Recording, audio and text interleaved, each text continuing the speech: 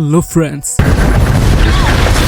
ഇന്ന് നമ്മൾ കാണാൻ പോകുന്നത് വാണ്ട വിഷന്റെ എപ്പിസോഡ് 4ഉം 5ഉം ആണ്. കഴിഞ്ഞ എപ്പിസോഡുകളിൽ നമ്മൾ കണ്ടെന്താണെന്ന് വെച്ചാൽ വാണ്ടയും വിഷനും വെസ്റ്റ്വ്യൂലെ ജനങ്ങളുടെ അടുത്ത് തങ്ങൾ സാധാരണ ആളുകളാണെന്നും അവരുടെ കൂടെ എല്ലാം ചേർന്ന് ജീവിക്കാൻ പറ്റിയ ആളുകളാണെന്നും ഒരു ചിന്ത ഉണ്ടാക്കിയെടുക്കാൻ ശ്രമിക്കുന്നു. എല്ലാവരുടെ മുന്നിൽ ഒരു മാജിക് ഷോ കാണിക്കാൻ വേണ്ടി അവർ രണ്ടുപേരും കൂടി പ്രാക്ടീസ് ചെയ്യുന്നുണ്ട്. വെസ്റ്റ്വ്യൂലെ ബ്ലാക്ക് ആൻഡ് വൈറ്റ് വേൾഡിൽ ഒരു ചുവന്ന നിറമുള്ള ഹെലികോപ്റ്റർ വാണ്ടയ്ക്ക് കിട്ടുന്നു. വാണ്ട ആഗ്നസിന്റെ കൂടെ സ്ത്രീകളുടെ മീറ്റിംഗിന് പോകുന്നു. വിഷൻ ആവട്ടെ വെസ്റ്റ്വ്യൂലെ പുരുഷന്മാരുടെ ലൈബ്രറി വെച്ച് നടക്കുന്ന സുരക്ഷയുടെ മീറ്റിംഗിന് വേണ്ടി പോകുന്നു. വിഷൻ എല്ലാവർക്കും ഇഷ്ടപ്പെട്ടു. ഡോട്ടി ഒരു പ്രത്യേക രീതിയിലാണ് വാണ്ടയോട് കാര്യങ്ങൾ ചോദിക്കുന്നത്. അവിടെയുള്ള ഒരു റേഡിയോയിൽ നിന്ന് ആരോ വാണ്ടയുടെ പേര് പറയുന്നതായിട്ട് കേൾക്കാൻ പറ്റി. ജെറാൾഡിൻ എന്ന് പറയുന്ന പുതിയൊരു കൂട്ടുകാരിയെ വാണ്ടയ്ക്ക് കിട്ടുവാണ്. വിഷന്റെ ഉള്ളിൽ ബബിൾഗം കുടുങ്ങി പ്രശ്നമായെങ്കിലും മാജിക് ഷോ വലിയ കുഴപ്പമില്ലാതെ അവർ രണ്ടുപേരും അവതരിപ്പിക്കുന്നു. വാണ്ട ചെയ്യുന്ന മാജിക്കുകൾ ആരും ശ്രദ്ധിക്കാത്തതുകൊണ്ട് തന്നെ അയൽക്കാരുടെ എല്ലാം ഇഷ്ടം പിടിച്ചു പറ്റാൻ അവർക്ക് രണ്ടുപേർക്കും സാധിക്കുന്നു. കുറച്ച് ദിവസമായിട്ട് പുറത്തുനിന്ന് കേട്ടുകൊണ്ടിരിക്കുന്ന ഒരു ശബ്ദം എന്താണെന്നറിയാൻ വേണ്ടി വിഷനും വാണ്ടയും പുറത്തേക്ക് ഇറങ്ങുന്നു. അവിടെ ഒരാൾ ഡ്രെയിനേജിൽ നിന്ന് ഒരു ബീ കീപ്പറിന്റെ വേഷത്തിൽ പുറത്തേക്ക് ഇറങ്ങുവാണ്. വാണ്ട നോ എന്ന് പറഞ്ഞ ഉടനെ സീൻ ചേഞ്ച് ആവുന്നു. വാണ്ട പെട്ടെന്ന് പ്രഗ്നന്റ് ആവുന്നു. അതോടെ ബ്ലാക്ക് ആൻഡ് വൈറ്റ് ലോകം കളർഫുൾ ആയിട്ട് മാറുവാണ്. വാണ്ടയും വിഷനും കൂടി വരാൻ പോകുന്ന കുഞ്ഞുങ്ങൾക്ക് വേണ്ടിയുള്ള കാര്യങ്ങൾ ചെയ്യുന്നു. വിഷന്റെ അയൽക്കാരനായ ഹെർബ് കുറച്ച് സ്ട്രേഞ്ച് ആയിട്ടാണ് ബിഹേവ് ചെയ്യുന്നത്. 4 ദിവസം മുന്നേ കല്യാണം കഴിഞ്ഞ വാണ്ട ഇന്നലെ ഗർഭിണിയായി ഇന്ന് പ്രസവിക്കുകയും ചെയ്തു. ഇതുവരെ നമ്മൾ കാണാത്ത വാണ്ടയുടെ ചില ചെറിയ കഴിവുകളൊക്കെ നമുക്ക് കാണാനും പറ്റുന്നുണ്ട്. വാണ്ടയ്ക്ക് കുഞ്ഞുങ്ങൾ ജനിക്കുമ്പോൾ ജെറാൾഡിനാണ് അവളെ സഹായിക്കുന്നത്. ബില്ലി എന്നും ടോമി എന്നും പേരുള്ള 2 കുഞ്ഞുങ്ങളാണ് അവൾക്ക് ജനിക്കുന്നത്. വിഷനിടയ്ക്ക് വെസ്റ്റ് വ്യൂ നടക്കുന്ന കാര്യങ്ങളെ പറ്റി സംശയം പ്രകടിപ്പിക്കുന്നുണ്ടെങ്കിലും ആ സീനും പെട്ടെന്ന് ചേഞ്ച് ആവുന്നു. ഇടയ്ക്കിടയ്ക്ക് ചില പരസ്യങ്ങളൊക്കെ ഒരു കണക്ഷൻ ഇല്ലാത്ത പോലെ വന്നു പോകുന്നുണ്ട്. ഹെർബും അഗതയും കുറച്ച് സ്ട്രേഞ്ച് ആയിട്ട് പെരുമാറുന്നു. അവർ വിഷനോട് ജെറാൾഡിനോട് വീടും അഡ്രസ്സും ഒന്നുമില്ലെന്ന് പറയുന്നു. ജെറാൾഡിൻ വാണ്ടയോട് അവളുടെ സഹോദരനായിട്ടുള്ള പിയട്രോ മരിച്ചില്ലെന്നും അവനെ കൊന്നത് അൾട്രോൺ അല്ലേ എന്ന് ചോദിക്കുന്നു. പെട്ടെന്ന് വാണ്ടയ്ക്ക് ദേഷ്യം വരുന്നുണ്ട്. അവൾ ജെറാൾഡിനെ ക്വസ്റ്റ്യൻ ചെയ്യുന്നു. വിഷൻ തിരിച്ച് ഉള്ളിലേക്ക് കയറുമ്പോൾ ജെറാൾഡിനെ അവിടെ കാണുന്നില്ല. അവൾ വീട്ടിലേക്ക് തിരിച്ചു പോയെന്നാണ് വാണ്ട പറയുന്നത്. പിന്നീട് നമ്മൾ റിയൽ വേൾഡ് ആണ് കാണുന്നത്. അവിടെ ഒരു പ്രത്യേക പോർട്ടലിൽ കൂടെ ജെറാൾഡിൻ പുറത്തേക്ക് തെറിച്ചു വീഴുവാണ്. കുറെ ആളുകളും പോലീസ് ജീപ്പുകളും ഹെലികോപ്റ്ററും ജെറാൾഡിനെ വന്ന് വളയുന്നു. ഇനി എന്താണ് സംഭവിക്കുക? നമുക്ക് സമയം കളയാതെ ഇന്നത്തെ എപ്പിസോഡിലേക്ക് കിടക്കാം. എന്റെ പേര് അമിത്. നിങ്ങൾ കണ്ടുകൊണ്ടിരിക്കുന്നത് മൂവി എക്സ്പ്ലെയിൻ ആണ്.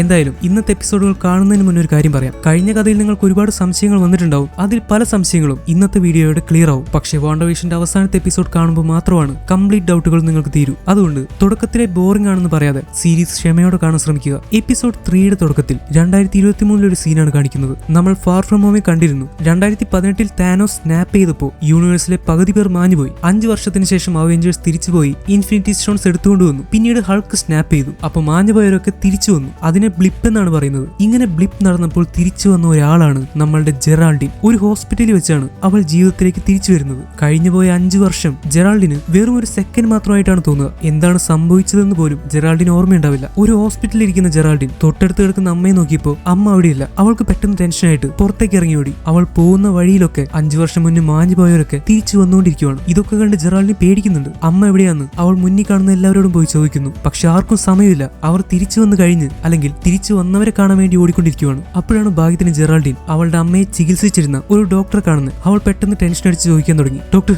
ഞാൻ എന്റെ അമ്മയുടെ കൂടെ റൂമിൽ ഇരിക്കുന്നുണ്ടായിരുന്നു. ഇപ്പൊ നോക്കിയപ്പോ അമ്മയെ കാണാനില്ല. ചിലപ്പോൾ ഞാൻ ഉറങ്ങിപ്പോയതായിരിക്കും. പക്ഷെ അമ്മ എവിടെ പോയി? മോളെ, ഐ എം സോറി, നിന്റെ അമ്മ മരിച്ചുപോയി. വാട്ട്? ഞാൻ എന്റെ അമ്മയുടെ അടുത്ത് തന്നെ ഇരിക്കുന്നുണ്ടായിരുന്നു. ഞാനൊന്ന് ഉറങ്ങി എഴുന്നേറ്റപ്പോഴേക്കും അമ്മ മരിച്ചെന്നാണ് നിങ്ങൾ പറയുന്നത്. സത്യം പറ, എന്റെ അമ്മയോട്. നിങ്ങൾ എന്റെ അമ്മയുടെ ഓപ്പറേഷൻ കഴിഞ്ഞൊന്നും അമ്മയ്ക്ക് ഇപ്പൊ കുഴപ്പമൊന്നുമില്ല എന്ന് പറഞ്ഞിരുന്നതല്ലേ? പിന്നെന്താ ഇപ്പൊ ഇങ്ങനെ? ഞാൻ പറഞ്ഞത് ശരിയാണ് മോളെ. 2018 നിന്റെ അമ്മയുടെ ക്യാൻസർ മാറിയതാ. പക്ഷെ ക്യാൻസർ 2 വർഷം കഴിഞ്ഞ് പിന്നെയും തിരിച്ചു വന്നു. നിന്റെ അമ്മയെ രക്ഷിക്കാൻ ഞങ്ങൾക്ക് പറ്റിയില്ല. ഹേയ്, നിങ്ങൾ പറയുന്ന ഒന്നും എനിക്ക് മനസ്സിലാവുന്നില്ല. എന്റെ അമ്മയുടെ പേര് മാരിയ റാംബോ എന്നാണ്. മോണിക്ക, പ്ലീസ് നീ ടെൻഷൻ ആവല്ലേ. ഞാൻ പറയുന്നത് കേൾക്ക്. നിന്റെ അമ്മ മാരിയ റാംബോ എന്ന് എനിക്ക് അറിയാം. നിനക്ക് ഒരു പക്ഷേ കാര്യങ്ങൾ മനസ്സിലാവുന്നുണ്ടാവില്ല മോളെ. 2018 ലോകത്തിലെ പകുതി പേർ മാഞ്ഞുപോയി. അതിലൊരാളായിരുന്നു നീ. 5 വർഷം കഴിഞ്ഞ് ഇപ്പോഴാണ് നീ തിരിച്ചു വരുന്നത്. അതിന്റെ ഇടയ്ക്ക് നടന്ന 5 വർഷത്തെ കാര്യങ്ങൾ നിനക്ക് ഓർമ്മയുണ്ടാവില്ല. ആ 5 വർഷത്തിനിടയ്ക്കാണ് നിന്റെ അമ്മ മരിച്ചത്. അമ്മ മരിക്കുമ്പോൾ നീ ഇവിടെ ഉണ്ടായിരുന്നില്ല. ജെറാൾഡിൻ പെട്ടെന്ന് ഞെട്ടിപ്പോയി. അവൾക്ക് എന്ത് പറയണമെന്ന് അറിയുന്നുണ്ടായിരുന്നില്ല. ചിലപ്പോൾ ഇത് കണ്ടുകൊണ്ടിരിക്കുന്ന നിങ്ങൾക്കും എന്താണ് സംഭവിക്കുന്നതെന്ന് മനസ്സിലാവുന്നുണ്ടാവില്ല എന്ന കാര്യങ്ങൾ പറയാം. ഈ നിൽക്കുന്നത് ജെറാൾഡിൻ അല്ല. വെസ്റ്റ്യൂവിന്റെ ഉള്ളിൽ അവളുടെ പേര് ജെറാൾഡിൻ എന്നായിരുന്നു. പക്ഷേ ഇവളുടെ ശരിക്കുള്ള പേര് മോണിക്ക റാംബോ എന്നാണ്. എവിടെയോ കേട്ട് മറന്നൊരു പേര് പോലെ ഉണ്ടല്ലോ. യെസ്, ഇവളുടെ അമ്മയായിരുന്നു മാരിയ റാംബോ. നമ്മൾ ക്യാപ്റ്റൻ മാർവൽ എന്ന് പറയുന്ന സീരീസിലാണ് ആദ്യമായിട്ട് മാരിയ റാംബോയെ കാണുന്നത്. നമ്മളുടെ ക്യാപ്റ്റൻ മാർവലിന്റെ പ്രിയപ്പെട്ട സുഹൃത്തായിരുന്നു മാരിയ റാംബോ. ക്യാപ്റ്റൻ മാർവൽ അല്ലെങ്കിൽ കാരോൾ ഡാൻവേഴ്സിന്റെ കൂടെയാണ് മാരിയ റാംബോയും വർക്ക് ചെയ്തിരുന്നത്. ആ സിനിമയിൽ തന്നെ നമുക്ക് നിക് ഫ്യൂറിയുടെ ചെറുപ്പവും കാണാൻ പറ്റുന്നുണ്ട്. നമ്മൾക്ക് കണ്ടു പരിചയമുള്ളത് ഷീൽഡ് എന്ന് പറയുന്ന ഏജൻസിയാണ്. ഷീൽഡിന്റെ ഡയറക്ടർ ആയിരുന്നു നിക് ഫ്യൂറി. ആ സിനിമയിൽ നമ്മൾ നമ്മൾക്ക് രൂപം മാറാൻ പറ്റുന്ന സ്ക്രൾസിനെ കാണാൻ പറ്റുന്നുണ്ട്. ഫാർ ഫ്രം ഹോമിൽ നിക് ഫ്യൂറിയുടെയും മാരിയ ഹിലിന്റെയും രൂപത്തിൽ ഭൂമിയിൽ താമസിച്ചുകൊണ്ടിരുന്നത് 2 സ്ക്രൾസ് ആയിരുന്നു. സ്ക്രൾസിന്റെ തലവനായിട്ടുള്ള ടാലോസും അവന്റെ ഭാര്യയായിട്ടുള്ള സോറനും. എന്തിനാ ഇതൊക്കെ പറയുന്നതെന്ന് ആലോചിച്ചാൽ തീർച്ചയായിട്ടും കാര്യമുണ്ട്. ക്യാപ്റ്റൻ മാർവലിന്റെ കഥ നടക്കുന്നത് 1995-ലാണ്. കുറെ നാൾ മുന്നേ മരിച്ചുപോയി എന്ന് കരുതിയ കാരോൾ ഡാൻവേഴ്സ് ഭൂമിയിലേക്ക് തിരിച്ചു വരുമ്പോൾ അവൾ മാരിയ റാംബോയെ കാണാൻ വേണ്ടി വരുന്നുണ്ട്. ഈ മാരിയ റാംബോയ്ക്ക് ഒരു ചെറിയ മോളുണ്ടായിരുന്ന ഓർമ്മയുണ്ടല്ലോ, അവളുടെ പേരായിരുന്നു മോണിക്ക റാംബോ. ഈ മോണിക്കയാണ് നമ്മൾ ഇപ്പൊ തന്നെ കണ്ട ജെറാൾഡിൻ. അന്ന് കുട്ടിയായിരുന്ന മോണിക്ക റാംബോ അവൾ ഒരു ആന്റിയെ പോലെ കരുതിയിരുന്ന കാരോൾ ഡാൻവേഴ്സിനെ എത്രമാത്രം ഇഷ്ടപ്പെടുന്നുണ്ടെന്ന് നമ്മൾ കണ്ടിരുന്നു. അവസാനം ക്യാപ്റ്റൻ മാർവൽ ഒരു മിഷന് വേണ്ടി തിരിച്ചു പോകുമ്പോൾ കാരോളിന്റെ ക്യാപ്റ്റൻ മാർവൽ സ്യൂട്ടിന്റെ കളർ കോഡ് തിരഞ്ഞെടുക്കാൻ സഹായിക്കുന്നത് കുട്ടിയായിരുന്ന കാരോൾ ഡാൻവേഴ്സ് ആണ്. പക്ഷെ അന്ന് പോയ കാരോൾ ഡാൻവേഴ്സിനെ അല്ലെങ്കിൽ ക്യാപ്റ്റൻ മാർവലിനെ മോണിക്ക പിന്നെ കണ്ടിട്ടില്ല. കാരണം മോണിക്ക 2018-ൽ താനോസ് സ്നാപ്പ് ചെയ്തപ്പോ മാഞ്ഞു പോയല്ലോ. ക്യാപ്റ്റൻ മാർവൽ പിന്നെ ഭൂമിയിലേക്ക് തിരിച്ചു വരുന്നത് എൻ ഗെയിമിന്റെ ടൈമിലാണ്. മോണിക്കയാണെങ്കിൽ ഇപ്പോ ബ്ലിപ്പ് നടന്ന് തിരിച്ചു വന്നിട്ടേ ഉള്ളൂ. ഇപ്പൊ നിങ്ങൾക്ക് മാരിയ റാംബോയും മോണിക്ക റാംബോയും കാരോൾ ഡാൻവേഴ്സുമായിട്ടുള്ള ബന്ധം മനസ്സിലായി കാണും. ഇനി നിങ്ങൾ മനസ്സിലാക്കേണ്ട വേറൊരു കാര്യമുണ്ട്. ഷീൽഡ് പോലെ തന്നെയുള്ള മറ്റൊരു ഏജൻസിയാണ് സ്വാഡ് agency, sentient weapon observation response division എന്ന് പറഞ്ഞ ഒന്നുമില്ല. ഭൂമിയിലേക്ക് പുറത്തു നിന്നുള്ള അപകടങ്ങൾ വരുമ്പോൾ അതിനെ തടയാൻ വേണ്ടി വളരെ പവർഫുൾ ആയിട്ടുള്ള ആയുധങ്ങൾ നിർമ്മിക്കുന്ന അല്ലെങ്കിൽ അതിലൊക്കെ എക്സ്പെരിമെന്റ് ചെയ്യുന്ന ഒരു സംഘടനയാണ് സ്വാഡ് ഏജൻസി. ഈ സ്വാഡ് ഏജൻസി സ്റ്റാർട്ട് ചെയ്യുന്നത് മോണിക്ക റാംബോയുടെ അമ്മയായിട്ടുള്ള മാരിയ റാംബോയാണ്. മോണിക്ക റാംബോ പതുക്കെ വളർന്നുകൊണ്ടിരുന്നു. അവളുടെ റോൾ മോഡൽ ക്യാപ്റ്റൻ മാർവൽ ആയിരുന്നു. തന്റെ അമ്മ മാരിയ റാംബോ ഡയറക്ടർ ആയിട്ടുള്ള സ്വാഡ് ഏജൻസിയുടെ ഒരു വളരെ നല്ല ഏജന്റായി മാറി മോണിക്ക റാംബോ. അവൾ ഫിസിക്സിലും ആസ്ട്രോണമിയിലും ഒക്കെ PhD എടുത്തവളാണ്. സ്പേസിനെ പറ്റി പഠിക്കാനും ട്രാവൽ ചെയ്യാനും ഒക്കെ വളരെ താല്പര്യമുള്ള ഒരാളായിരുന്നു നമ്മുടെ മോണിക്ക റാംബോ. അങ്ങനെ പോയിക്കൊണ്ടിരിക്കുന്നതിനിടയ്ക്കാണ് മോണിക്കയുടെ അമ്മയായിട്ടുള്ള മാരിക്ക് ക്യാൻസർ വരുന്നത്. അവർ ഹോസ്പിറ്റലിൽ അഡ്മിറ്റായി. ഏകദേശം 2018 അടുപ്പിച്ച് അവരുടെ അസുഖം മാറിയതായിരുന്നു. 2018-ൽ താനോസിന്റെ സ്നാപ്പ് നടന്നപ്പോൾ മോണിക്ക റാംബോ മാഞ്ഞുപോയി. അവളുടെ അടുത്ത് മാരിയ റാംബോ ബെഡിൽ കിടക്കുന്നുണ്ടായിരുന്നു. പക്ഷെ 3 കൊല്ലം കഴിഞ്ഞ് ക്യാൻസർ വീണ്ടും തിരിച്ചു വന്നപ്പോൾ മാരിയ റാംബോ മരിച്ചുപോയി. വീണ്ടും 2 വർഷം കഴിഞ്ഞ് ഹൾക്ക് സ്നാപ്പ് ചെയ്യുമ്പോഴാണ് മോണിക്ക തിരിച്ച് ഹോസ്പിറ്റലിലേക്ക് വരുന്നത്. ഇപ്പൊ നിങ്ങൾക്ക് കാര്യങ്ങളൊക്കെ മനസ്സിലായി കാണുമല്ലോ. പക്ഷെ ഈ മോണിക്ക എങ്ങനെ വെസ്റ്റ്യൂവിന്റെ ഉള്ളിലേക്ക് പോയെന്നും എന്തുകൊണ്ട് അങ്ങനെയൊക്കെ പെരുമാറിയെന്നും ജെറാൾഡിൻ എന്നുള്ള പേര് എങ്ങനെ കിട്ടിയെന്നും ഒക്കെ ഇപ്പോഴും സംശയമുണ്ടാവും. കുഴപ്പമില്ല, അതൊക്കെ വഴിയെ മനസ്സിലാവും. അപ്പൊ നമുക്ക് കഥയിലേക്ക് കിടക്കാം. ഇപ്പൊ സ്വാഡിന്റെ ഹെഡ് ക്വാർട്ടേഴ്സ് ആണ് കാണിക്കുന്നത്. മോണിക്ക അങ്ങോട്ട് ചെല്ലുന്നുണ്ട്. താനിവിടെ വർക്ക് ചെയ്തിരുന്ന ആളാണെന്ന് പറയുന്നുണ്ടെങ്കിലും അവിടെയുള്ള ഉദ്യോഗസ്ഥന് അത് സമ്മതിക്കുന്നില്ല. കാരണം 5 വർഷമായിട്ട് മോണിക്ക അയാൾ കണ്ടിട്ട് പോലുമില്ല. മോണിക്ക തന്റെ ID കാർഡൊക്കെ കാണിക്കുന്നുണ്ട്. പക്ഷെ സ്കാൻ ചെയ്യുമ്പോൾ അത് വർക്ക് ആവുന്നില്ല. കാരണം 5 വർഷം ഇല്ലാതായതുകൊണ്ട് തന്നെ അവളുടെ ID കാർഡ് താൽക്കാലികമായിട്ട് വർക്കിംഗ് അല്ലാതെ ആയിട്ടുണ്ടായിരുന്നു. ഈ സമയത്താണ് സ്വാഡിന്റെ ഇപ്പോഴത്തെ ഡയറക്ടർ ആയിട്ടുള്ള മിസ്റ്റർ ടൈലർ ഹെയ്വാർഡ് അങ്ങോട്ട് വരുന്നത്. ടൈലർ ഹെയ്വാർഡും മോണിക്ക റാംബോയും മാരിയ റാംബോയും ഒക്കെ പണ്ടേ ഉള്ള പരിചയമാണ്. അവർ നല്ല ഫ്രണ്ട്സുമാണ്. എന്തായാലും അയാളെ കണ്ടപ്പോൾ മോണിക്കയ്ക്ക് കുറച്ച് ആശ്വാസമായി. പരിചയമുള്ള ഒരാളെങ്കിലും ഉണ്ടല്ലോ, ക്യാപ്റ്റൻ മോണിക്ക റാംബോ. 5 വർഷത്തിന് ശേഷം ഇപ്പോഴാണ് കാണുന്നത് സ്വാഡിന്റെ പുതിയ ഡയറക്ടർ ടൈലർ ഹെയ്വാർഡ്. പുതിയ സ്ഥാനമൊക്കെ എങ്ങനെയുണ്ട്? അയ്യോ, ഞാൻ വലിയ പുള്ളിയൊന്നുമല്ല, തൽക്കാലത്തേക്ക് ഡയറക്ടർ ആയെന്നുള്ളൂ. നിനക്കറിയാമല്ലോ, നിന്റെ അമ്മ മരിച്ചു കഴിഞ്ഞ് ഈ സ്ഥാനം ഏറ്റെടുക്കാൻ വേറെ ആരും ഇല്ലാതെ, നീ പോലും ഇല്ലാതെ. 5 വർഷം മാഞ്ഞു പോയതുകൊണ്ട് നിനക്ക് ഒട്ടും പ്രായം കൂടിയിട്ടില്ല. അന്ന് കണ്ട അതേപോലെ ഇരിക്കുന്നുണ്ട്. പക്ഷെ നിങ്ങൾക്ക് നല്ല മാറ്റമുണ്ട്. മുടിയൊക്കെ നരച്ചു പോയല്ലോ. നീ പണ്ടത്തെ പോലെ തന്നെ, ഒരു മാറ്റവും ഇല്ല. വാ, ഈ സ്ഥലമൊക്കെ ഞാൻ ഒന്ന് കാണിച്ചു തരാം. കുറച്ച് മാറ്റങ്ങളൊക്കെ വരുത്തിയിട്ടുണ്ട്. മോണിക്ക അങ്ങോട്ട് നടക്കുമ്പോൾ അവളുടെ അമ്മയുടെ ഫോട്ടോയും അവരുടെ പേരും ഒരു ഓർമ്മയ്ക്ക് വേണ്ടി അവിടെ വെച്ചിരിക്കുന്നത് കാണുന്നുണ്ട്. മാരിയ ഫോട്ടോൺ റാംബോ എന്നാണ് അവിടെ എഴുതി വെച്ചിരിക്കുന്നത്. ഫോട്ടോൺ എന്ന് പറയുന്നത് മാരിയയെ വിളിക്കാറുള്ള ഒരു പേരായിരുന്നു. ടൈലർ മോണിക്കയോട് 5 വർഷത്തിനിടയ്ക്ക് വന്ന പല മാറ്റങ്ങളെ പറ്റിയും പറയുന്നുണ്ട്. സ്വാഡിന്റെ ഭാഗമായിട്ട് ആസ്ട്രോനോട്ട് ട്രെയിനിങ് പ്രോഗ്രാം എന്ന് പറയുന്ന ഒരു പരിപാടി നടക്കുന്നുണ്ടായിരുന്നു. അതായത് സ്പേസിലേക്ക് ട്രാവൽ ചെയ്യാനും അതിനെപ്പറ്റിയുള്ള കാര്യങ്ങൾ പഠിക്കാനും വേണ്ടി കുറെ സ്റ്റുഡൻസും മറ്റാളുകളൊക്കെ ഇവിടെ ഉണ്ടായിരുന്നു. പക്ഷെ അതിൽ പകുതി പേരെയും താനോസിന്റെ സ്നാപ്പി കൂടെ നഷ്ടപ്പെട്ടു പോയി. പിന്നെ 5 വർഷത്തിനുള്ളിൽ മനുഷ്യർക്ക് കൈകാര്യം ചെയ്യാൻ പറ്റുന്ന മെഷീൻസിലൊക്കെ കുറെ മാറ്റം വന്നു. ഇപ്പൊ ഫുള്ള് റോബോട്ടിക്സും AI-യും നാനോ ടെക്നോളജിയും ഒക്കെയാണ്. എന്തായാലും മാരിയ റാംബോ മരിച്ചു പോയതുകൊണ്ടും മോണിക്ക മാഞ്ഞു പോയതുകൊണ്ടും അതിന്റേതായ എല്ലാ കുറവുകളും ഇവിടെ ഉണ്ടെന്ന് ടൈലർ അവളോട് പറയുവാണ്. ഇപ്പൊ സ്പേസിൽ നിന്ന് വരുന്ന ഭീഷണികളുടെ എണ്ണം കൂടിയിട്ടുണ്ടെന്നും അദ്ദേഹം പറയുന്നു. മോണിക്ക, ഞാൻ പറഞ്ഞതുപോലെ ഇപ്പോഴത്തെ അവസ്ഥ ഭയങ്കര ശോകമാണ്. നിന്റെ വീട് താന്ന് എനിക്കറിയാം. നീ വളർന്നത് ഇവിടെയാണ്, ഈ സ്വാഡ് ഏജൻസിയിൽ. ഇതുണ്ടാക്കിയത് നിന്റെ അമ്മയാണ്. നിന്റെ അമ്മ മരിച്ചു കഴിഞ്ഞപ്പോ ഇവിടുത്തെ ഡയറക്ടർ സ്ഥാനം ഏറ്റെടുക്കേണ്ടത് നീയായിരുന്നു. പക്ഷെ നീ ഇല്ലാത്തതുകൊണ്ട് മാത്രമാണ് എന്നെ സ്വാഡിന്റെ ഡയറക്ടറായിട്ട് തെരഞ്ഞെടുത്തത്. കുഴപ്പമില്ല മിസ്റ്റർ ഹെയ്വാർഡ്, നിങ്ങൾ അടിപൊളിയല്ലേ. എന്തായാലും നിങ്ങളെ തെരഞ്ഞെടുത്തത് വളരെ നന്നായി. അല്ലെങ്കിലും എനിക്കിങ്ങനെ വലിയ സ്ഥാനങ്ങളിൽ ഇരിക്കാനൊന്നും ഇഷ്ടമല്ല. എനിക്ക് എന്തൊക്കെ ഇഷ്ടം നിങ്ങൾക്കും അറിയാലോ. ഞാനിവിടെ എന്റെ പണി ചെയ്യാൻ വേണ്ടിയിട്ട് വന്നേ. ഓക്കെ മോണിക്ക, പുതിയൊരു കേസിനെ പറ്റി പറയാം. ന്യൂജേഴ്സിയിലുള്ള ഒരു ചെറിയ വില്ലേജ് ഉണ്ടായിരുന്നു, വെസ്റ്റ് വ്യൂ എന്നായിരുന്നു പേര്. അവിടുത്തെ കുറെ ആളുകളെ ഇപ്പൊ കാണാനില്ല. ആ കേസ് അന്വേഷിച്ചപ്പോ FBI തല പുകഞ്ഞുകൊണ്ടിരിക്കുക. ഇപ്പൊ അത് കണ്ടുപിടിക്കാൻ വേണ്ടി നമ്മുടെ സഹായം ആവശ്യമുണ്ടെന്ന് അവർ പറയുന്നത്. നമ്മളുടെ ഒരു സ്പെഷ്യൽ ഡ്രോണും അവർക്ക് ആവശ്യമുണ്ട്. അത് കൺട്രോൾ ചെയ്യാൻ അറിയുന്ന ഒരാൾ നീയാ. അപ്പൊ നിന്റെ ഒരു ഹെൽപ്പ് അവർക്ക് വേണ്ടി വരും. മിസ്റ്റർ ടൈലർ ഹെയ്വാർഡ്, നിങ്ങൾ എന്താ പറയുന്നത്? ആളുകളെ കാണാതായ കേസ് അന്വേഷിക്കാനൊക്കെയാണ് എന്നെ വിടുന്നത്? ഞാൻ വിചാരിച്ച വല്ല സ്പേസിലുള്ള മിഷനാണെന്ന്. അതിനൊക്കെ വേറെ ആൾക്കാരില്ലേ? ഡ്രോൺ ഓടിക്കാനാണോ എന്നെ വിളിക്കുന്നത്? ഐ ആം സോറി മോണിക്ക, പക്ഷെ ഇനി ഇത് പറയാതിരിക്കാൻ പറ്റില്ല. You are grounded. I mean, നിനക്കിപ്പോ സ്പേസ് മിഷൻസിനൊന്നും പോകാൻ പറ്റില്ല. തൽക്കാലം നിന്നെ വിലക്കിയിരിക്കുകയാണ്. എന്നെ ആര് വിലക്കിന്ന് പറയുന്നത്? അതെന്താ എനിക്ക് പോയാ? അത് വിലക്കിയത് വേറെ ആരുമല്ല, നിന്റെ അമ്മ തന്നെ. നീ ചെയ്തു വെച്ച എന്തോ ഒരു കുരുത്തക്കേട് കാരണം അമ്മ നിന്നെ ഇങ്ങനെ വിലക്കിയിരിക്കുന്നത്. പക്ഷെ പേടിക്കണ്ട, കുറച്ചു കാലം കഴിഞ്ഞ് നിനക്ക് സ്പേസ് മിഷൻസിന് പോകാൻ പറ്റും. പക്ഷെ നീ വിഷമിക്കണ്ട മോണിക്ക, നീ തിരിച്ചു വരുമെന്ന് നിന്റെ അമ്മയ്ക്ക് ഉറപ്പുണ്ടായിരുന്നു. ഇഷ്ടമായിരുന്നു. അതുകൊണ്ടല്ലേ നീ തിരിച്ചു വന്നു കഴിയുമ്പോൾ നിന്നെ സ്പേസ് മിഷൻസിന് വിടാൻ പാടില്ല എന്ന് നിന്റെ അമ്മ പറഞ്ഞത്. അമ്മയ്ക്ക് നിന്നെ ഭയങ്കര ഇഷ്ടമായിരുന്നു. തൽക്കാലം നീ അമ്മ പറയുന്ന കേക്ക്. ഇപ്പൊ ഈ കേസ് പോയി അന്വേഷിക്കും. ചിലപ്പോൾ ശരിക്കും നിന്റെ ആവശ്യമോടെ ഉണ്ടെങ്കിലോ FBI ചെയ്യാൻ പറ്റാത്തതുകൊണ്ടല്ലേ ഈ കേസ് നമ്മളെ ഏൽപ്പിച്ചത്. എന്തായാലും മോണിക്ക അത് സമ്മതിക്കുന്നു. അവൾ നേരെ പ്രശ്നം നടക്കുന്ന സ്ഥലത്തേക്ക് പോയി. അതായത് ന്യൂജേഴ്സിയിലുള്ള വെസ്റ്റ് വ്യൂ എന്ന് പറയുന്ന സ്ഥലത്തേക്ക്. വെസ്റ്റ് വ്യൂ അറിയാലോ, നമ്മളുടെ വാണ്ടയും വിഷ്ണും സമാധാനമായിട്ട് ജീവിക്കുന്ന സ്ഥലം. പക്ഷെ അവിടെ എന്താ ഇങ്ങനെ ഒരു കേസ്? വഴി മനസ്സിലാവും. അവിടെ വെസ്റ്റ് വ്യൂവിന്റെ ബോർഡൊക്കെ വെച്ചിട്ടുണ്ട്. കുറച്ച് പോലീസുകാരോട് നിൽക്കുന്നുണ്ട്. മോണിക്ക ഇറങ്ങിയപ്പോൾ തന്നെ FBI ഉദ്യോഗസ്ഥനായിട്ടുള്ള മിസ്റ്റർ ജെയിംസ് വൂ അങ്ങോട്ട് വരുവാണ്. ഇങ്ങനെ നമ്മൾക്കറിയാം, ആൻഡ്മാൻ എന്ന് പറയുന്ന സിനിമയിലാണ് നമ്മൾ ആദ്യമായിട്ട് ജെയിംസ് വൂവിനെ കാണുന്നത്. അന്ന് സ്കോട്ട് ലാങ്ങിനെ ഹൗസ് അറസ്റ്റ് ചെയ്തു വെച്ചതും അവന്റെ കാര്യങ്ങൾ അന്വേഷിക്കാൻ വേണ്ടി പിന്നാലെ കടന്ന് ഓടിയതും ഈ കാണുന്ന ജെയിംസ് വൂ ആണ്. ആ സിനിമയിൽ സ്കോട്ട് ലാങ് ഒരു ചീട്ടിന്റെ മാജിക് ട്രിക്ക് ജെയിംസിന് കാണിച്ചു കൊടുക്കുന്നുണ്ട്. ഇയാളത് കുറെ പ്രാക്ടീസ് ചെയ്യാൻ നോക്കി പരാജയപ്പെടുന്നുണ്ടായിരുന്നു. പക്ഷെ കുറെ നാൾ കഴിഞ്ഞിട്ടാണെങ്കിലും ജെയിംസ് വൂ അത് പഠിച്ചെടുത്തിട്ടുണ്ട്. ആ ട്രിക്ക് വെച്ചിട്ടാണ് അയാൾ മോണിക്ക റാംബോയ്ക്ക് തന്റെ കാർഡ് എടുത്ത് കാണിക്കുന്നത്. അങ്ങനെ അവർ രണ്ടുപേരും പരിചയപ്പെട്ടു. ഇവിടുത്തെ ആളുകളെ ഒറ്റയടിക്ക് കാണാതായെന്നല്ലേ നിങ്ങൾ പറയുന്നത്? ഈ കേസിനെ പറ്റി കുറച്ചുകൂടി വ്യക്തമായിട്ട് പറഞ്ഞാൽ എനിക്ക് ചിലപ്പോൾ സഹായിക്കാൻ പറ്റും. ഒരുപാട് വ്യക്തമായിട്ട് നമ്മൾക്ക് ഒരു അറിവുമില്ല. സത്യം പറഞ്ഞാൽ വെസ്റ്റ് വ്യൂവിൽ എനിക്ക് ആവശ്യമുള്ള ഒരാളുണ്ടായിരുന്നു. ഒരു കേസിൽ സാക്ഷി പറയാൻ വേണ്ടിയിട്ട് ഞാൻ അയാളെ കൊണ്ടുവരാൻ വേണ്ടി വന്നതാ. പക്ഷെ പുള്ളി ഇവിടെ ഒന്നും കാണാനുമില്ല.